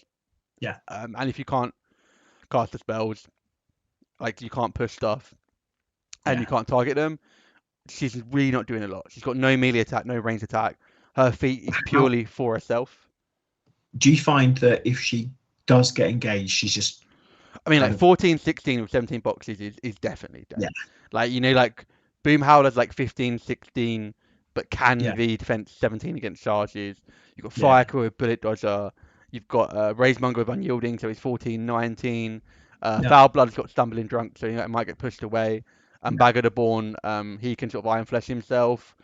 She is literally the only lady, sorry, the only male, but the only warlock that her stats are 14, 16. That is what it right, is. She's yeah, got no defensive feat or defensive tech. She's okay, the she's the one that's going to sit like on the edge of kill box, maybe push up a little bit, yeah, and arc spells through the army. The best thing right, to arc spells through are pig dirges. They're little balloons. They can yeah, run yeah, 12, so you just run the dirge 12, arc through it. So they're okay, easy to keep unengaged, and then you just run them into the middle of the board, arc through them, like mobile arc nodes. Like you yeah, say, the arcing through warrior models is limited the more like the game goes on, yeah, and the more you lose warrior models, slash the more they get engaged because they're channeled. You can't channel through an yeah, engaged model, so tricky for me because I think if you have perfected Shadow Tongue's game and you are like very very good with her kit, I think she's like very very good. But I yeah, think for maybe the majority of players that aren't that level, I think you're going to struggle to get as much out of her as, yeah, say, the three we just gone through, who yeah. are immediately easier to play and immediately easier to get value from. Do you think that she? I think. he. I don't know why I keep calling her she. I'm just misjudging. I called her she for like a month, and I don't know why I That's called it a fine. she. Yeah, Misjudging the plastic model. yeah. I don't know I why I think assumed it was she. I also assumed it was she. So I think I think that design wise though, I wish Dusk had a character like this. yeah, I because I, you haven't I got like think a spell having, slinger, right? but also just having a caster that is really tricky to use. And Yeah. actually, I think that's like for the longevity of the game, it's okay to have a caster that's really good for new players and a caster that actually, if someone wants to really master their faction, if you like say, if you want to become the Shadow Tongue player, I think you'll catch people out and you'll be not because you'll catch them out as in like a gotcha, No, just yeah, your yeah, yeah. skill and being able to apply those rules in the right way. Um, I'm actually quite envious that there's Shadow Tongue in your faction for that archetype. Yeah. Um, I again sculpt wise, I think this is like I say my second favorite sculpt in your Super faction. cool looking sort of like I like the the stance and darkness. the sort of even like the Yeah, what's the right word? The not the shape, but the proportions of the body and the the stance, silhouette is the really silhouette. Yeah, that's probably the better yeah word. The silhouette, the like the magic out of coming out of his hand with like the yeah crow on the shoulder to give his like bird's eye sort of. Yeah, I yeah think it's killer. I think what I would like to do is sort of presume that that person playing it is very good with Fire Quill. We're gonna say that. Oh, sorry, with Shadow Tongue. We're gonna say that they've got to a point where they're playing Shadow Tongue to their potential, okay. and I think I Why is will. that? Well, I think it's we should rate them as if they're being played to their potential. Because Okay, it'd be very easily to. I think you could play Firequill poorly, and do say the order of activation poorly, and then end up being sort of in the middle of nowhere and dying quite easily. Because it's very easy. Like you read this card, you think I should assassinate someone. I think it's still yeah easy to run a poor yeah assassination run. yeah. But then I think it's tricky. I don't. It's tricky. If they're a perfect game, I think she's as good as the A's, but I think she's not as versatile. Well, that's not true. I think she's as versatile, but He he is as versatile, but specifically against things that say have a lot of stealth or can't be targeted by magic or can't be yeah. pushed. Do you think that Shadow Tongue is also potentially, when I say the word victim, I don't mean that they're bad. Do you think they're victim against a lot of what sort of good at like the factions out at the moment, where actually they're pretty hardware. There's a lot of sort of harder wearing casters. I'd say we're like this trending toward like single wound infantry. I think is like almost phasing out. I Yeah, think partly because of the way the blast rule works, that mm, high defense stealth stuff is very, what I find, very easy to remove. You could be def 20, but if you're armor 13, a power 8 blast probably still kills you. So I yeah, think people are trending towards like multi-wound, not even so much very high armor, but just multi-wound infantry yeah. or warjacks and war beasts. Um, so I think that's where like it's going. I think the more resilient stuff is becoming more popular, and the single wound stuff is sort of phasing out. I think we're gonna put her in the top of B. Yeah, I think yeah. I think if she plays a perfect game, she's probably A. But I think the majority of players won't do that, and I also think she's probably while she's as versatile, she's got a few more limitations. Like if you can't cast spells, if you can't push things, she hasn't got too much going on in those I things. think if you have a experienced player, I wouldn't be surprised to see Shadow Tongue in the finals of Welsh Masters. Yeah, I think so. I know she's really popular into Cyrus, which is the quite like one of the rougher matchups Yeah, for the faction because Perdition sort of lets you push stuff 5 inches forward. So even though you can't charge, you can still move 5 inches forward and then move five again. So you get a bit of cat and mouse between their feet and obviously you can sort of play around stealth by running a model in stealth range and then arcing through it. Uh, I think B top of B is where I'm happy. I think she could also be bottom of A, but yeah, we have to decide somewhere. So we're going to decide there. yeah. Commodore Foulbloods. We have 17 boxes. Arcane Attack 7, which is quite nice because it's only Arc 6. So that surprised me when I saw Arcane Attack 7. Mat 7 is good. We haven't got a ranged attack. He used to have like some sort of spray from his monkey because on his shoulder he's got a monkey that's blowing a fire, but that's gone. Def You say 15. he used it. What do you mean by that? Oh well, there was some like rules leaked before he got released. Sorry, so there was like a Oh, leak okay. of his rules, and he had it, and we didn't Okay. on release. He didn't have it. So Okay. Def 15 armor 16, on the face of it, I think is not the best stats, but he's got a lot going on to keep him alive. Also, Arc 6 control 14, which surprised me again because he's only Arc 6. So you get Arcane Yeah. Attack 7 and you get control 14, but you're only Arcane 6. So Yeah. actually really generous because he can with like rough seas, control area is like really valid. So 2 inches extra on your rough seas is really handy. We've got 3 battle plans. First one is range 5. Target friendly faction is going to gain grievous wounds. I think really handy to have on demand. Uh, uh, if you've got like a unit of cats that are tough, if you think you're going to go into a warjack and you might not remove it, but you want to sort of cripple it to the point you can't heal it up, you can have grievous wounds. So really good to have on demand, I think. Yeah. Open bar is like his main thing. So while within 10 inches of him, your friendly lymphatic modes are going to get stumbling drunk. So you like 10-inch aura, 20-inch circle from him that you've got no knockdown in an army that's basically all tough. Yeah. And then you've got stumbling drunk, which when you're hit, you will push D3 away. I think worth saying here, this can be in some instances a bit of a hindrance, right? If I hang Chum off the edge of an objective, and someone pings him with like a Kador Widowmaker, and you hit me, I'm gonna get pushed D3, and I'm gonna get pushed off that objective. Yeah. So there are instances where open bar can be a pain. You can play around it by putting something behind it, but also it doesn't get pushed, so you can like block it in. Um, but I'd say in the instances where it's good, it's very good. You just need to play. You just need to plan around it. So if you want to hang say on the edge of something, block it in. If you Yeah. want to get charged by something, maybe go up a bit further, and then leave yourself a little bit of room to be pushed back, but still contest an objective. I think once you've played with open bar a couple of times, you'll get used to sort of its limitations. But mainly, it's very good. And walk it off within 10 to pick a unit. They remove continuous effects and Yeah. knockdown and stand up. So for a unit army that's all tough, very good. Monkey bite if it hits a Y in melee, he's -2 to hit. So even though he's def 15, actually def 17 against living models, really good. And stumbling drunk Yeah. is just what I explained. It's no Yeah. knockdown. If you hit, you're D3. Valve Darkness, Foul Blood, my boy. I'm currently playing in a War Table League, and I played one game. I had a lot of fun with the game I played. Man, Trollblood's battle plans are fire from Tom Huggy. Yes, they Yeah. are.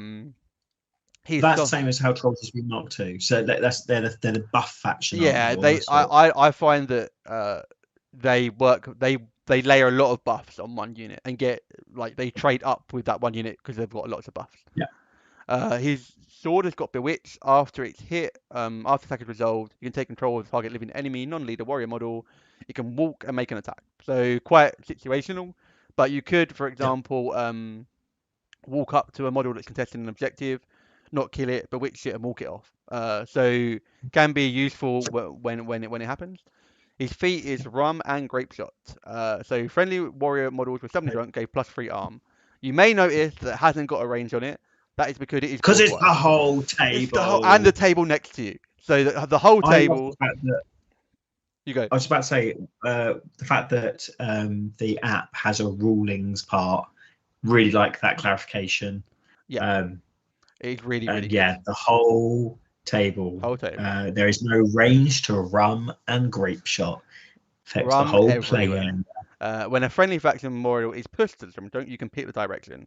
So this is actually like I didn't really realize how good this was until I had my first game with him the other day, and someone sort of like started their turn, blase took a shot into a dude. It hit me, it didn't kill me, and I was like, okay, I'm gonna summon drunk this way and block this charge lane, and he was like, huh. I was like, yeah, I can summon drunk forwards, so Yeah. you can totally extend your own threat ranges by getting shot and summoning drunk forwards. You can block charge Imagine if lanes. someone. Yeah. Imagine if someone just sends power 10 electrical damage at you, and you don't really doesn't really do much, but you go But forward. yeah, and also one of the attachments for Marauder Crew give them vengeance, so it can be very easy to get caught off guard by stumbling drunk forward and then triggering Yeah. vengeance, and then suddenly like they're 6 inches closer than they were because I rolled a 3 for my stumbling drunk, for example. Um, really, really good. And also, it's a great feat where your opponent has the mental load. Like I run all my stuff at the moment. I'm running 4 Marauder crew units, 2 boarding party, which ambush, the Lockerbass brothers, like 7 solos. I run all of it. I feed, and then my opponent's like, huh. So when I hit something, something is going to be pushed. You know, like similar to Kaifos, Yeah. where like you pop your feet, your opponent's like, damn, if I miss, you play something. Your opponent's got to think like, damn, if I miss, you're going to push something, like, even if you hit and it survives, are you going to push that in a certain direction? A really great feat that your opponent tends to have to bear the mental load. Yeah. His spells are Blur and Fortify. Not overly exciting, but very good. So Blur gives a model unit plus 3 defense from ranged attacks. Yeah. So Marauder Crew at def 15 against ranged attacks, which is really, really handy.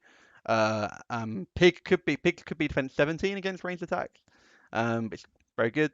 And you got It Fortify. helps a lot again, which is Absolutely. And you got Fortify, which is plus 2 armor, and it can't be pushed. I think this is yeah. actually on the faction rack, but I think they've Can't specifically. be pushed or knocked down Yes, but I as think well. specifically they've given to Foul Blood because I'd say most of the time you're Yeah. going to put up open bar. You have the Yeah. option to fortify something so it can't be pushed away. So I can put Shum on Yeah. an objective, fortify him. He's not pushed by Stumbling Drunk anymore. And it means you don't have to rack it from the spells. So he's got three rack slots. You don't have to rack fortify anymore. So you can rack Mm. 3 more spells. I say you're typically going to run a whole lot of infantry. You're going to give a whole lot of infantry, no knockdown. Your feet, you're going to feet, so they're going to give plus 3 armor. So I'm running 2 units of Marauder Crew of Tappers who nately have Stumbling Drunk. So they're running on the flanks and they're going to get the feet wherever they are. Then in the center, I'm running 2 Marauder Crew with Bosuns. So they've got Vengeance and once per dame plus 2 speed and Pathfinder when they charge.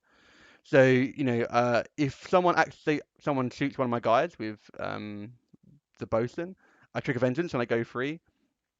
Say I stumbling drunk another model and it goes 2 inches forward. And then my turn, I pop my mini feet and they charge 11 base. It's very easy to catch someone off guard if they think they're far away. Suddenly they're not. Those guys are typically going to be an open bar. So you're going to have 4 units of Marauder Crew that are all tough, all no knockdown, all base armor 16. What I've been doing is I've been layering Blur on 1 unit, and I've got Grey Gold Boomhowler with Force Barrel on the other unit. So I'm def 15, def 14 to shoot in with my 2 units, and I've been putting off Rough Seas. So I've got 2 units in the middle, tough, no knockdown, with Rough Seas. The Marauder Crew is on the flank. They're tough, no knockdown, but get the feet everywhere. And my second wave, I've got like Hargor Stormjaw, who's Weapon Master, within 10 inches, and Marauder Crew +1 to hit. So he's passively giving out +1 to hit. He's power 14, Weapon Master with 2 attacks. I've got Boomhowler behind that, who's pretty good at fighting and gives out Force Barrier, so +2 defense and no blast. I've got Shum and a Dire Troll sort of on the second wave, and Yeah. the Lockerbass brothers. So you've got to deal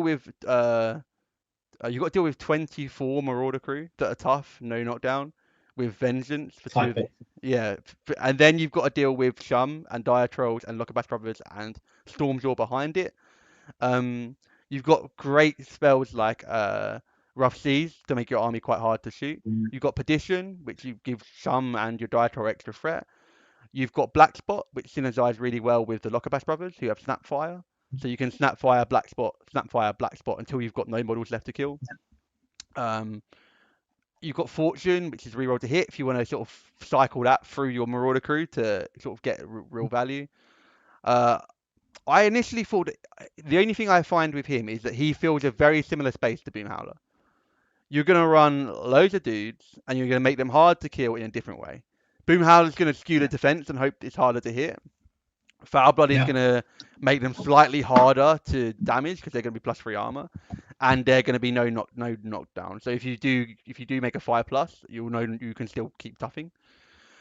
I would say out of the two, going from def 12 to def 14 or higher with set defense, for example, is I find more impactful than from going Yeah. armor 13 to armor 16. I think Yeah. you're still more likely to get removed at defense 12, armor 16 than you are def 14 or 16, armor 13. Yeah. I would say though that if your opponent can't turn off tough, you will have some games where you just roll 5 for days, and your opponent can't do anything about it. Your tough no knock down. If you just keep rolling 5s, you win. But I would say that things that do turn off tough, so say like Entropic Force, Mortality, Grievous Wounds, will hurt Foul Blood a lot more than it hurts Boom Howler. Because you're hoping with Boom Howler, say you've got 2 Marauder crew units, you've got your feet, you've got 2 units of set defense, you've got a force barrier on 1 unit. You hope you don't get hit at all. With Foul Blood, you're hoping that you just survive the hit. But Yeah. I think that going up to armor 16 is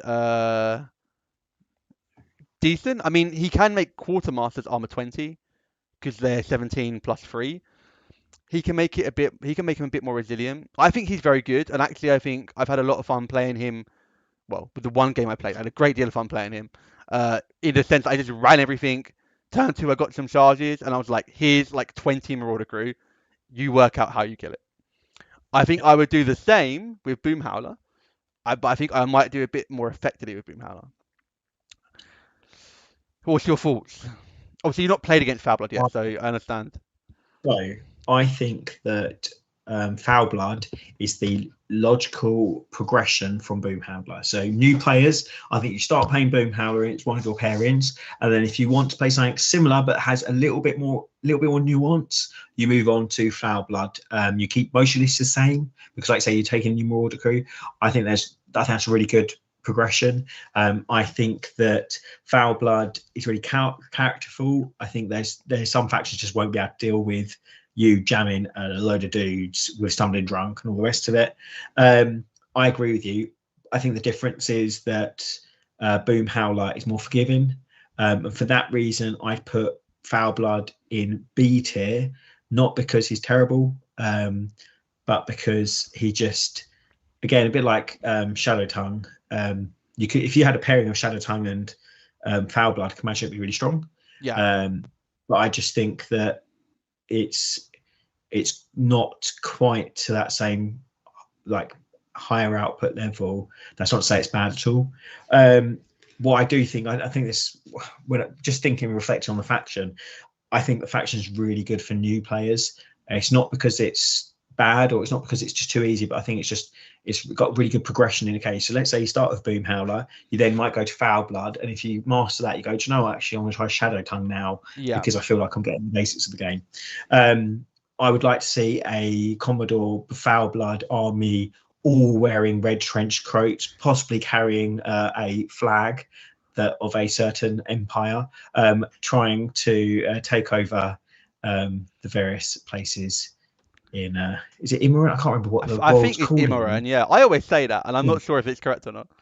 Yeah. Is it the Western Kingdoms? That's the same place as Imran? Might be that one. I can't remember. I remember It's the been so long. Iron Kingdoms role playing book was like in the Western Kingdoms, but I think that might be Imran.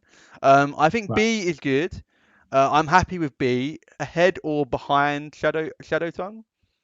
So I think for new players, it's gonna be much easier to play than Shadow Tongue. I think you can get results quicker with Foul Blood than you can with Shadow Tongue. I do think Shadow Tongue's got that higher ceiling. I think Foul Blood's got the lower floor, but also the lower ceiling.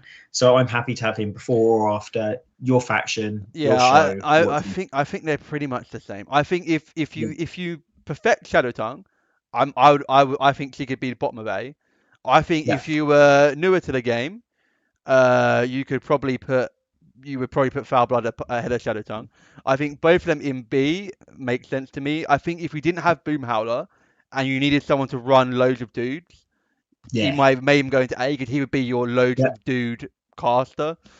But I think he sort of treads on Boom Howler, where I think Boom Howler sort of does it a tiny bit better. And also I think if the thing with Foul Blood is that if you can turn off tough, I think he really suffers, like really suffers. Whereas if you turn off Boom Howler's tough, you're just hoping that they don't hit you. So it's not so bad, right? You're skewing your defense. Whereas, so I think B, I think he's very good. I think him being with Shadow Tongue makes sense.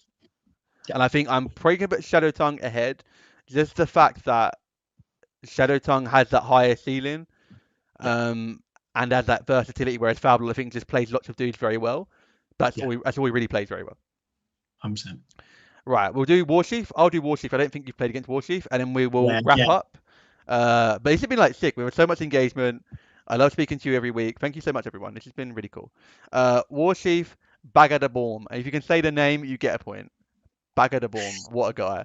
Attune Spirit. Once per activation, you can cast an Animus for free. So normally I would look to take a Vrogger with Flaming Fist. So you get +2 damage to your melee rolls for free a turn, or you could take a Reef Troll with the Lightning Strike Animus, so you could get in, cast a Lightning Strike for free, get back out.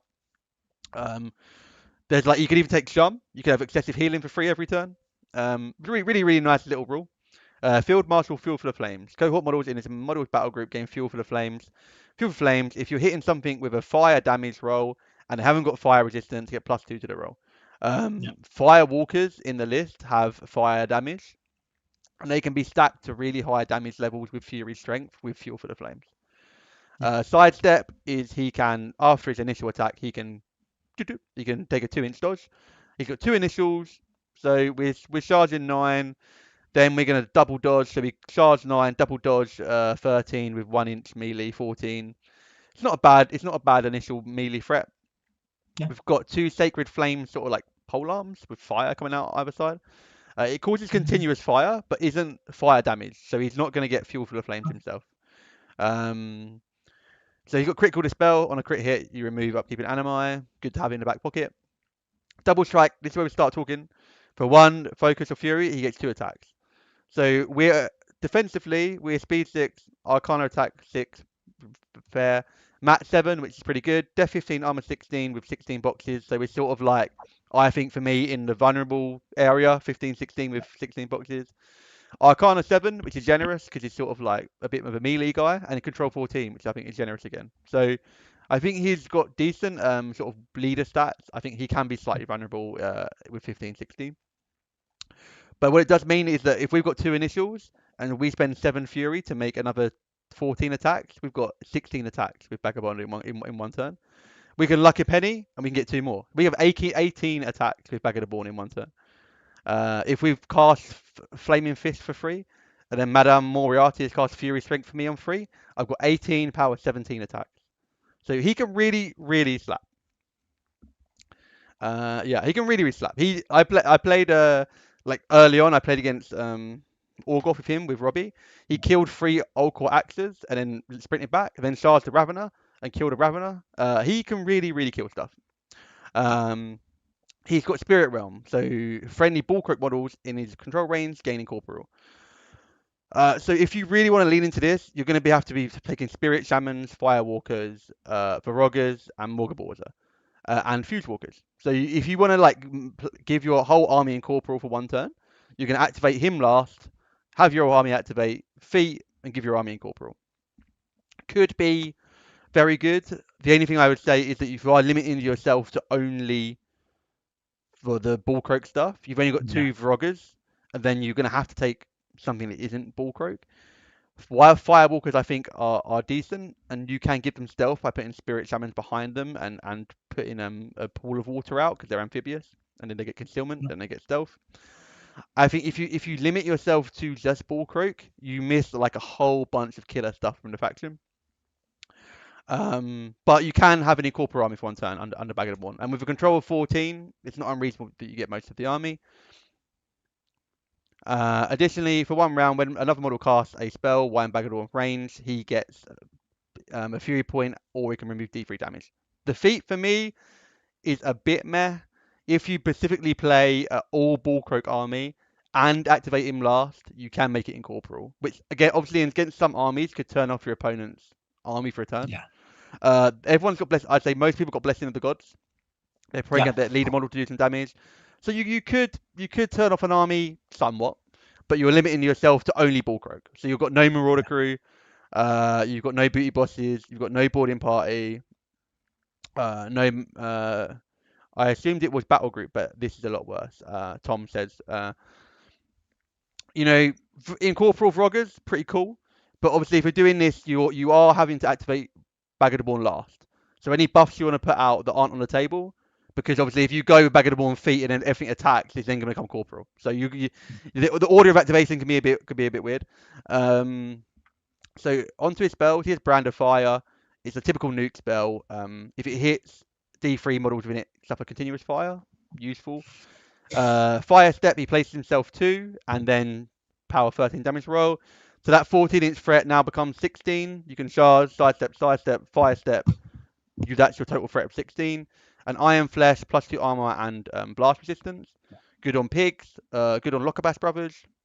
Somewhat okay on Marauder crew. They go to armor 15. The blast resistance is very good.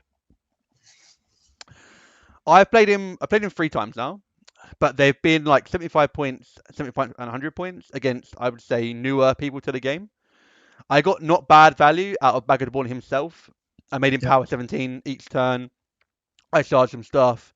I then cast Lightning Strike when I killed it, and then popped back out. My main sort of thoughts on Bagger is that he doesn't do anything for the army to progress their game plan, right? We've got Boom Howler that is a sick, really defensive feat. Rageonger puts out a lot of damage. Foul Blood makes you resistant. Shadow Tongue, you're going to throw loads of spells, and you've got Fire Quick Shoots. He can make specifically your Bullcroak models incorporeal, but I wouldn't say it's progressing you forward in the game. You're just hoping that they can't play around your incorporeal, but you have to pretty much feet last, and you have to run mainly Bullcroak stuff. The second part of the feat, you may get some extra fury on Bagger. So I suppose if you're playing him aggressively and they cast some spells, you get some more transfers, which is useful. And you might be able to sort of heal a few models in your battle group. I'd say his feat is the weakest in the faction. He's not bad at assassinating, and he's not bad at killing things himself, but I'd say that your opponent has to let you do it. Like, they have to give models for him to kill, and also you have to be in a position after you've lightning strike 6 inches backwards, which is not that far, then not get killed at defense 15, armor 16. I know you haven't played against him, but what's like your initial thoughts on reading the card? So the melee threat, I think, is what you play him for. I think you're going to do, he's going to be, Badagon is going to be my big melee threat. I come and get him. I personally don't like the sculpt. I think he's the worst looking caster in your faction for my personal preference.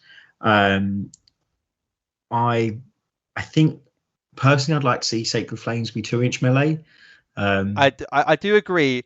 Initially I was like, how is it not 2? But actually, like, the little pulp is very small and the flames that come out of it are very big. But 2-inch would give him a bit more flexibility, because in my mind he's some sort of weird like melee assassination caster. So the 2-inch would be really nice. I do agree with that. I'd like him to have acrobatics. He's a frog. What's acrobatics? What does it do? You can just move over models. Oh, okay. So you could charge through stuff. I think that'd be cool. Yeah. I think he is. I'm not that impressed. For me, I think he's got some. I think he'll be if we get into January update 2026, I can see him being someone that gets a buff in your faction. Right, and also I would say he's also the Warlock, right? That if you're going to play like a friendly, goofy game with a new player, or like a crazy doubles thing, he's like something you would play for a lot of fun, right? If you can get some value out of Bagger, sick. I don't think he's overly competitive, but I think that for me, I do agree, he's probably the least. What's the word? Appetizing isn't the right word, but the least attractive. We got there. The least attractive Warlock in the faction. He is. He's the Helith of your faction. But I actually think he's better than Helith, personally. Oh wow! Shots fired. We have to play Bagger against Helith now, just to really.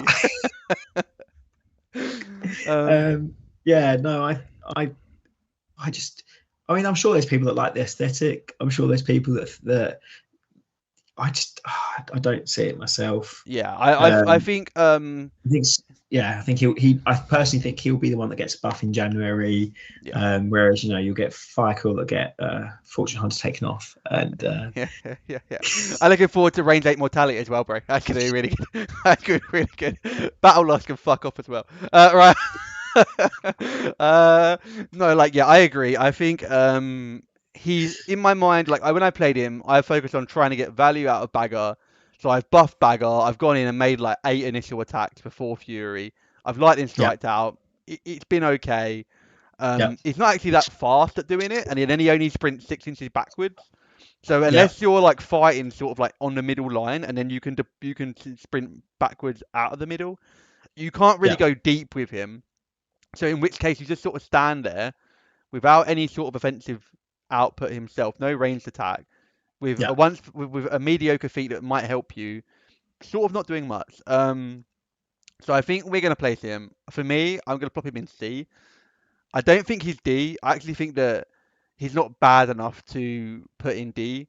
I think you can have good games with him. I just think that I suppose yeah. you could argue that he's undertuned because I wouldn't take him over the rest. Is that an argument to put him in D? No, I think he's not D because he can do something, but it's just Can not do on his the thing. same plane. Yeah. I don't think he's got like a fundamental flaw in his design or anything like that. I'm interested as well. This is a cadre model, so his cadres can be playable in the Kithgar faction because that's what they've said about He's going to be in the about Kith Guard. cadres. Yeah. But his feat is specifically for friendly bull croaks. So I wonder whether that means we're going to get more bull croaks in Kithkar.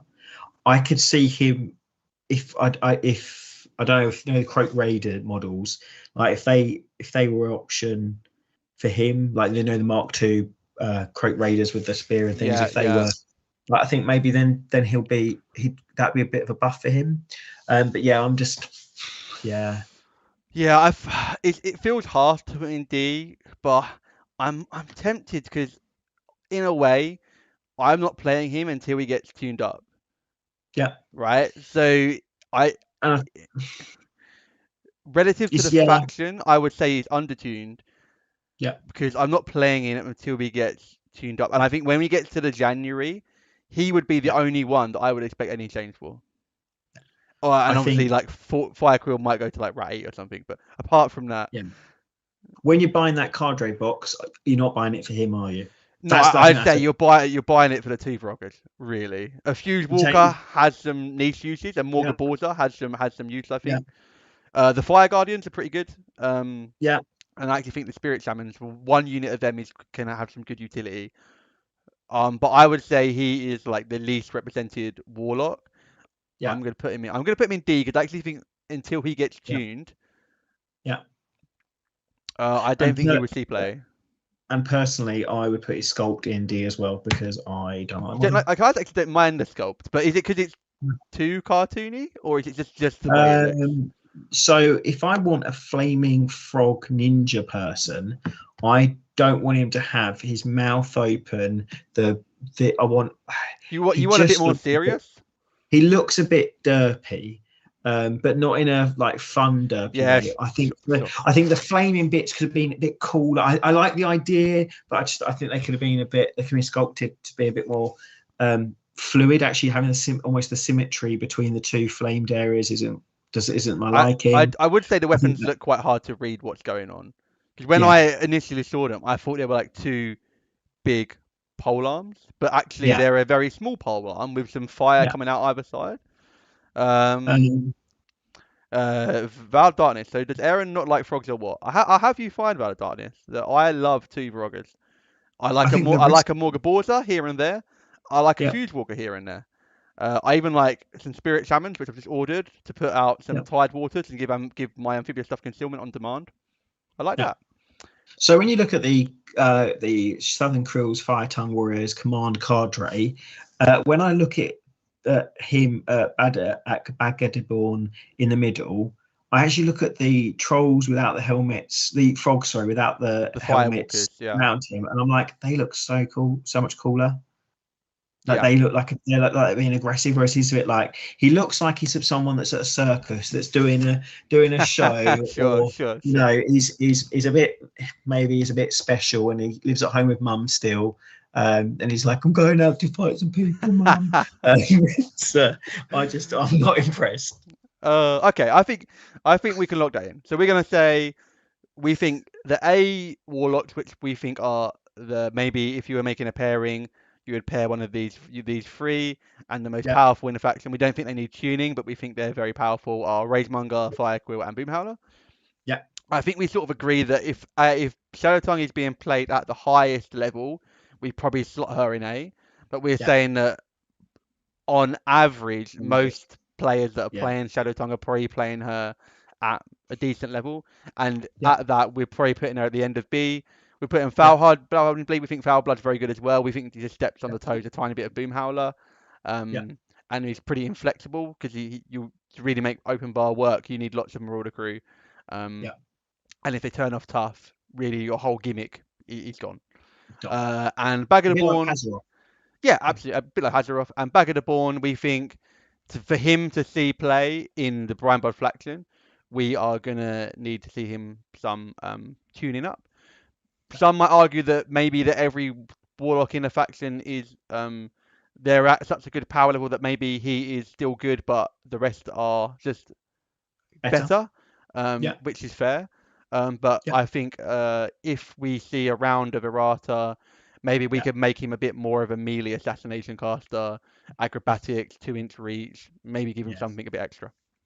I think it'll be interesting at the end once go through all the factions, who's in the details. We've got Helith and we've got him. Well, How no, actually, Helif I'm putting in B, bro.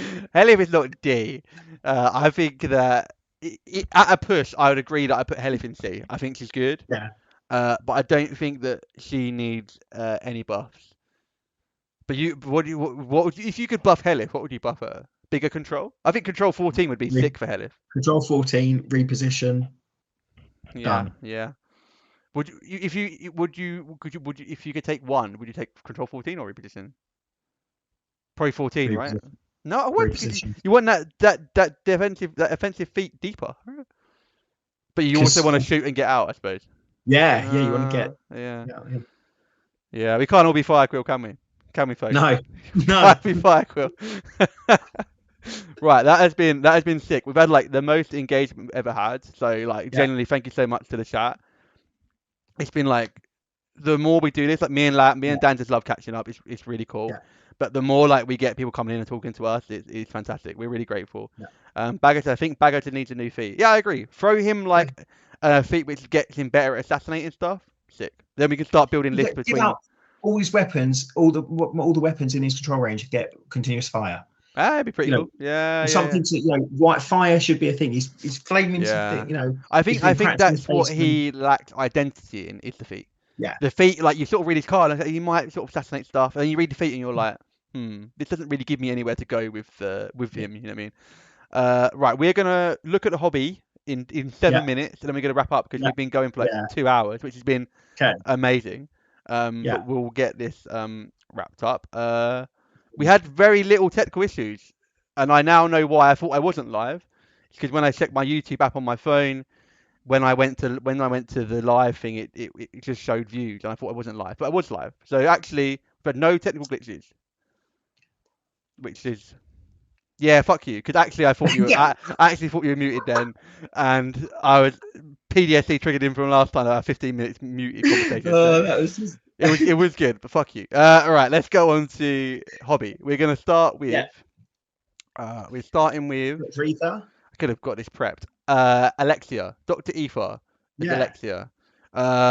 Is it So, Alexia? I think it's Alexia. yeah, it's Lexia. So I need a close up of that Right. face. Oh my god. Because I think the detail on it looks like almost. I think am I right thinking they've got green eyes? I might be wrong. But I am well impressed. Just need a close up photo. Dr. Ether, get on it. Killer. Tom said outside when Aaron went. We are not live for 2 minutes. Well, so we're at one point were we not live, Tom? I don't think we were, but now you've said that maybe we weren't live. Who knows? Dr. Etho is working on some grave diggers below that. Oh yeah, because these are like Space Wolf colors. So as we get further down, we're gonna really see Yeah. that. We've got a really cool group shot of his cane sort of holding the card ray against his Cephalix. Yeah. Etho does a really good job of like videoing and photoing his models. Yeah. Tom says I was live. So actually, we can say that this stream has had no technical issues, which is the first time it's ever happened. So go us, bro. We are killing it.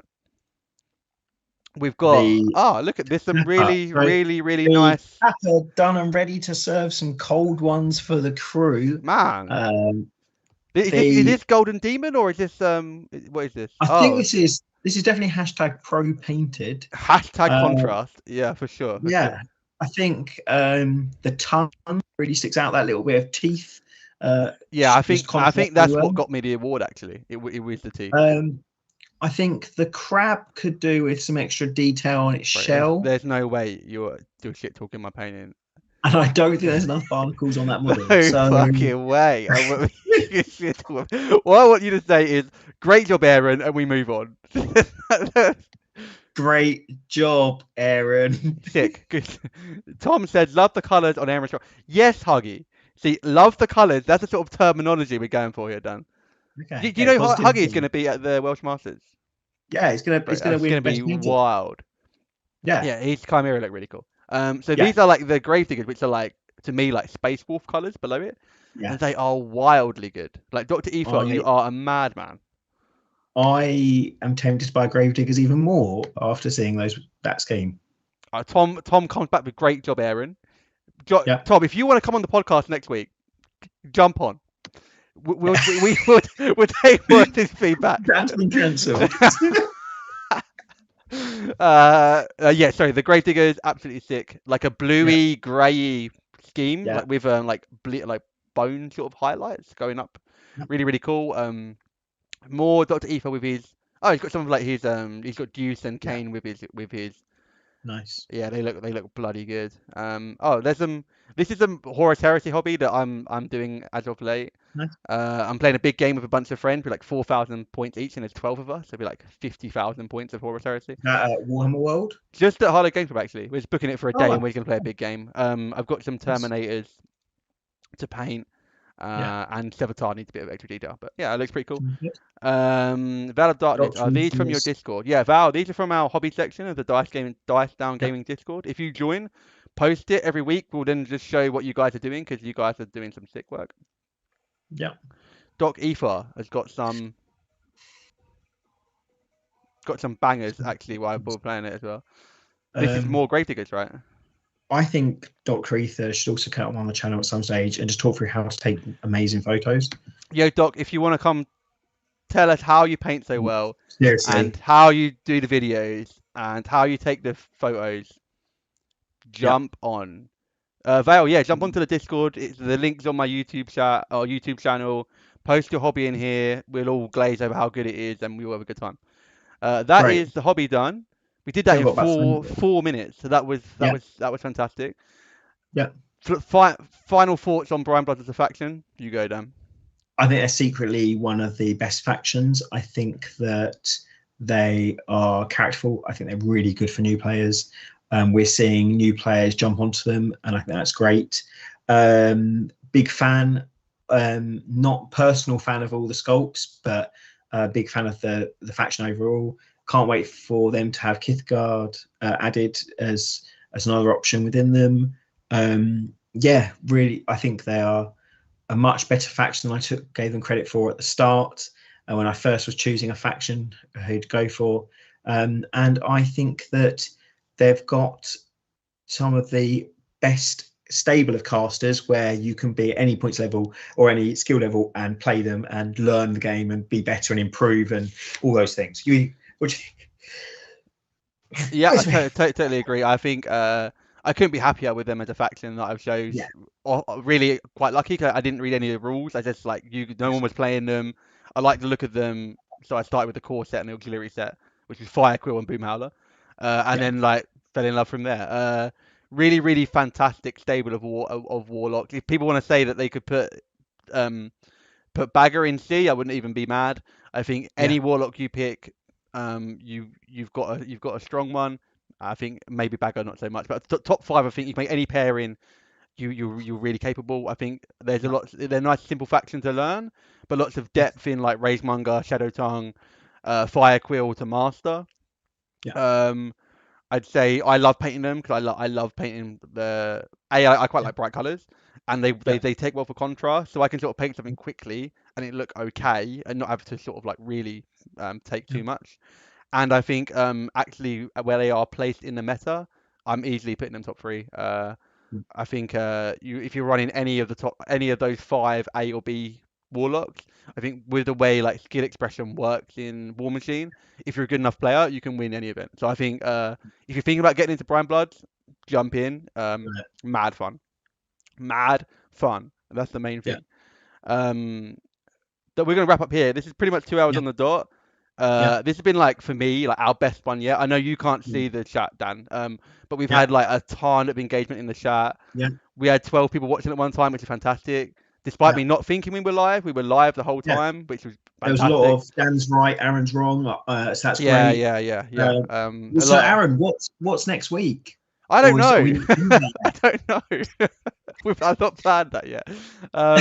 We could do another faction, but I'm also aware that like, I know Brinebloods well. You know Dusk well. We may need to find a faction we feel well enough to go through. Or can we get someone on that might be able to help us, Aaron?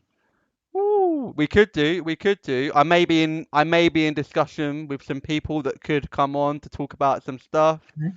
Uh, one might rhyme with Damie Birkins. Someone like that could come onto the channel and talk about Chimera. Um, but we'll work it out. We'll be here. I can be here. Dan can be here. We'll work something out. Hopefully you guys can join. Valor Darkness, thanks for coming. Tom, say good job, Aaron and Dan. Thank you, Tom. Thank you everyone who joined us. And until next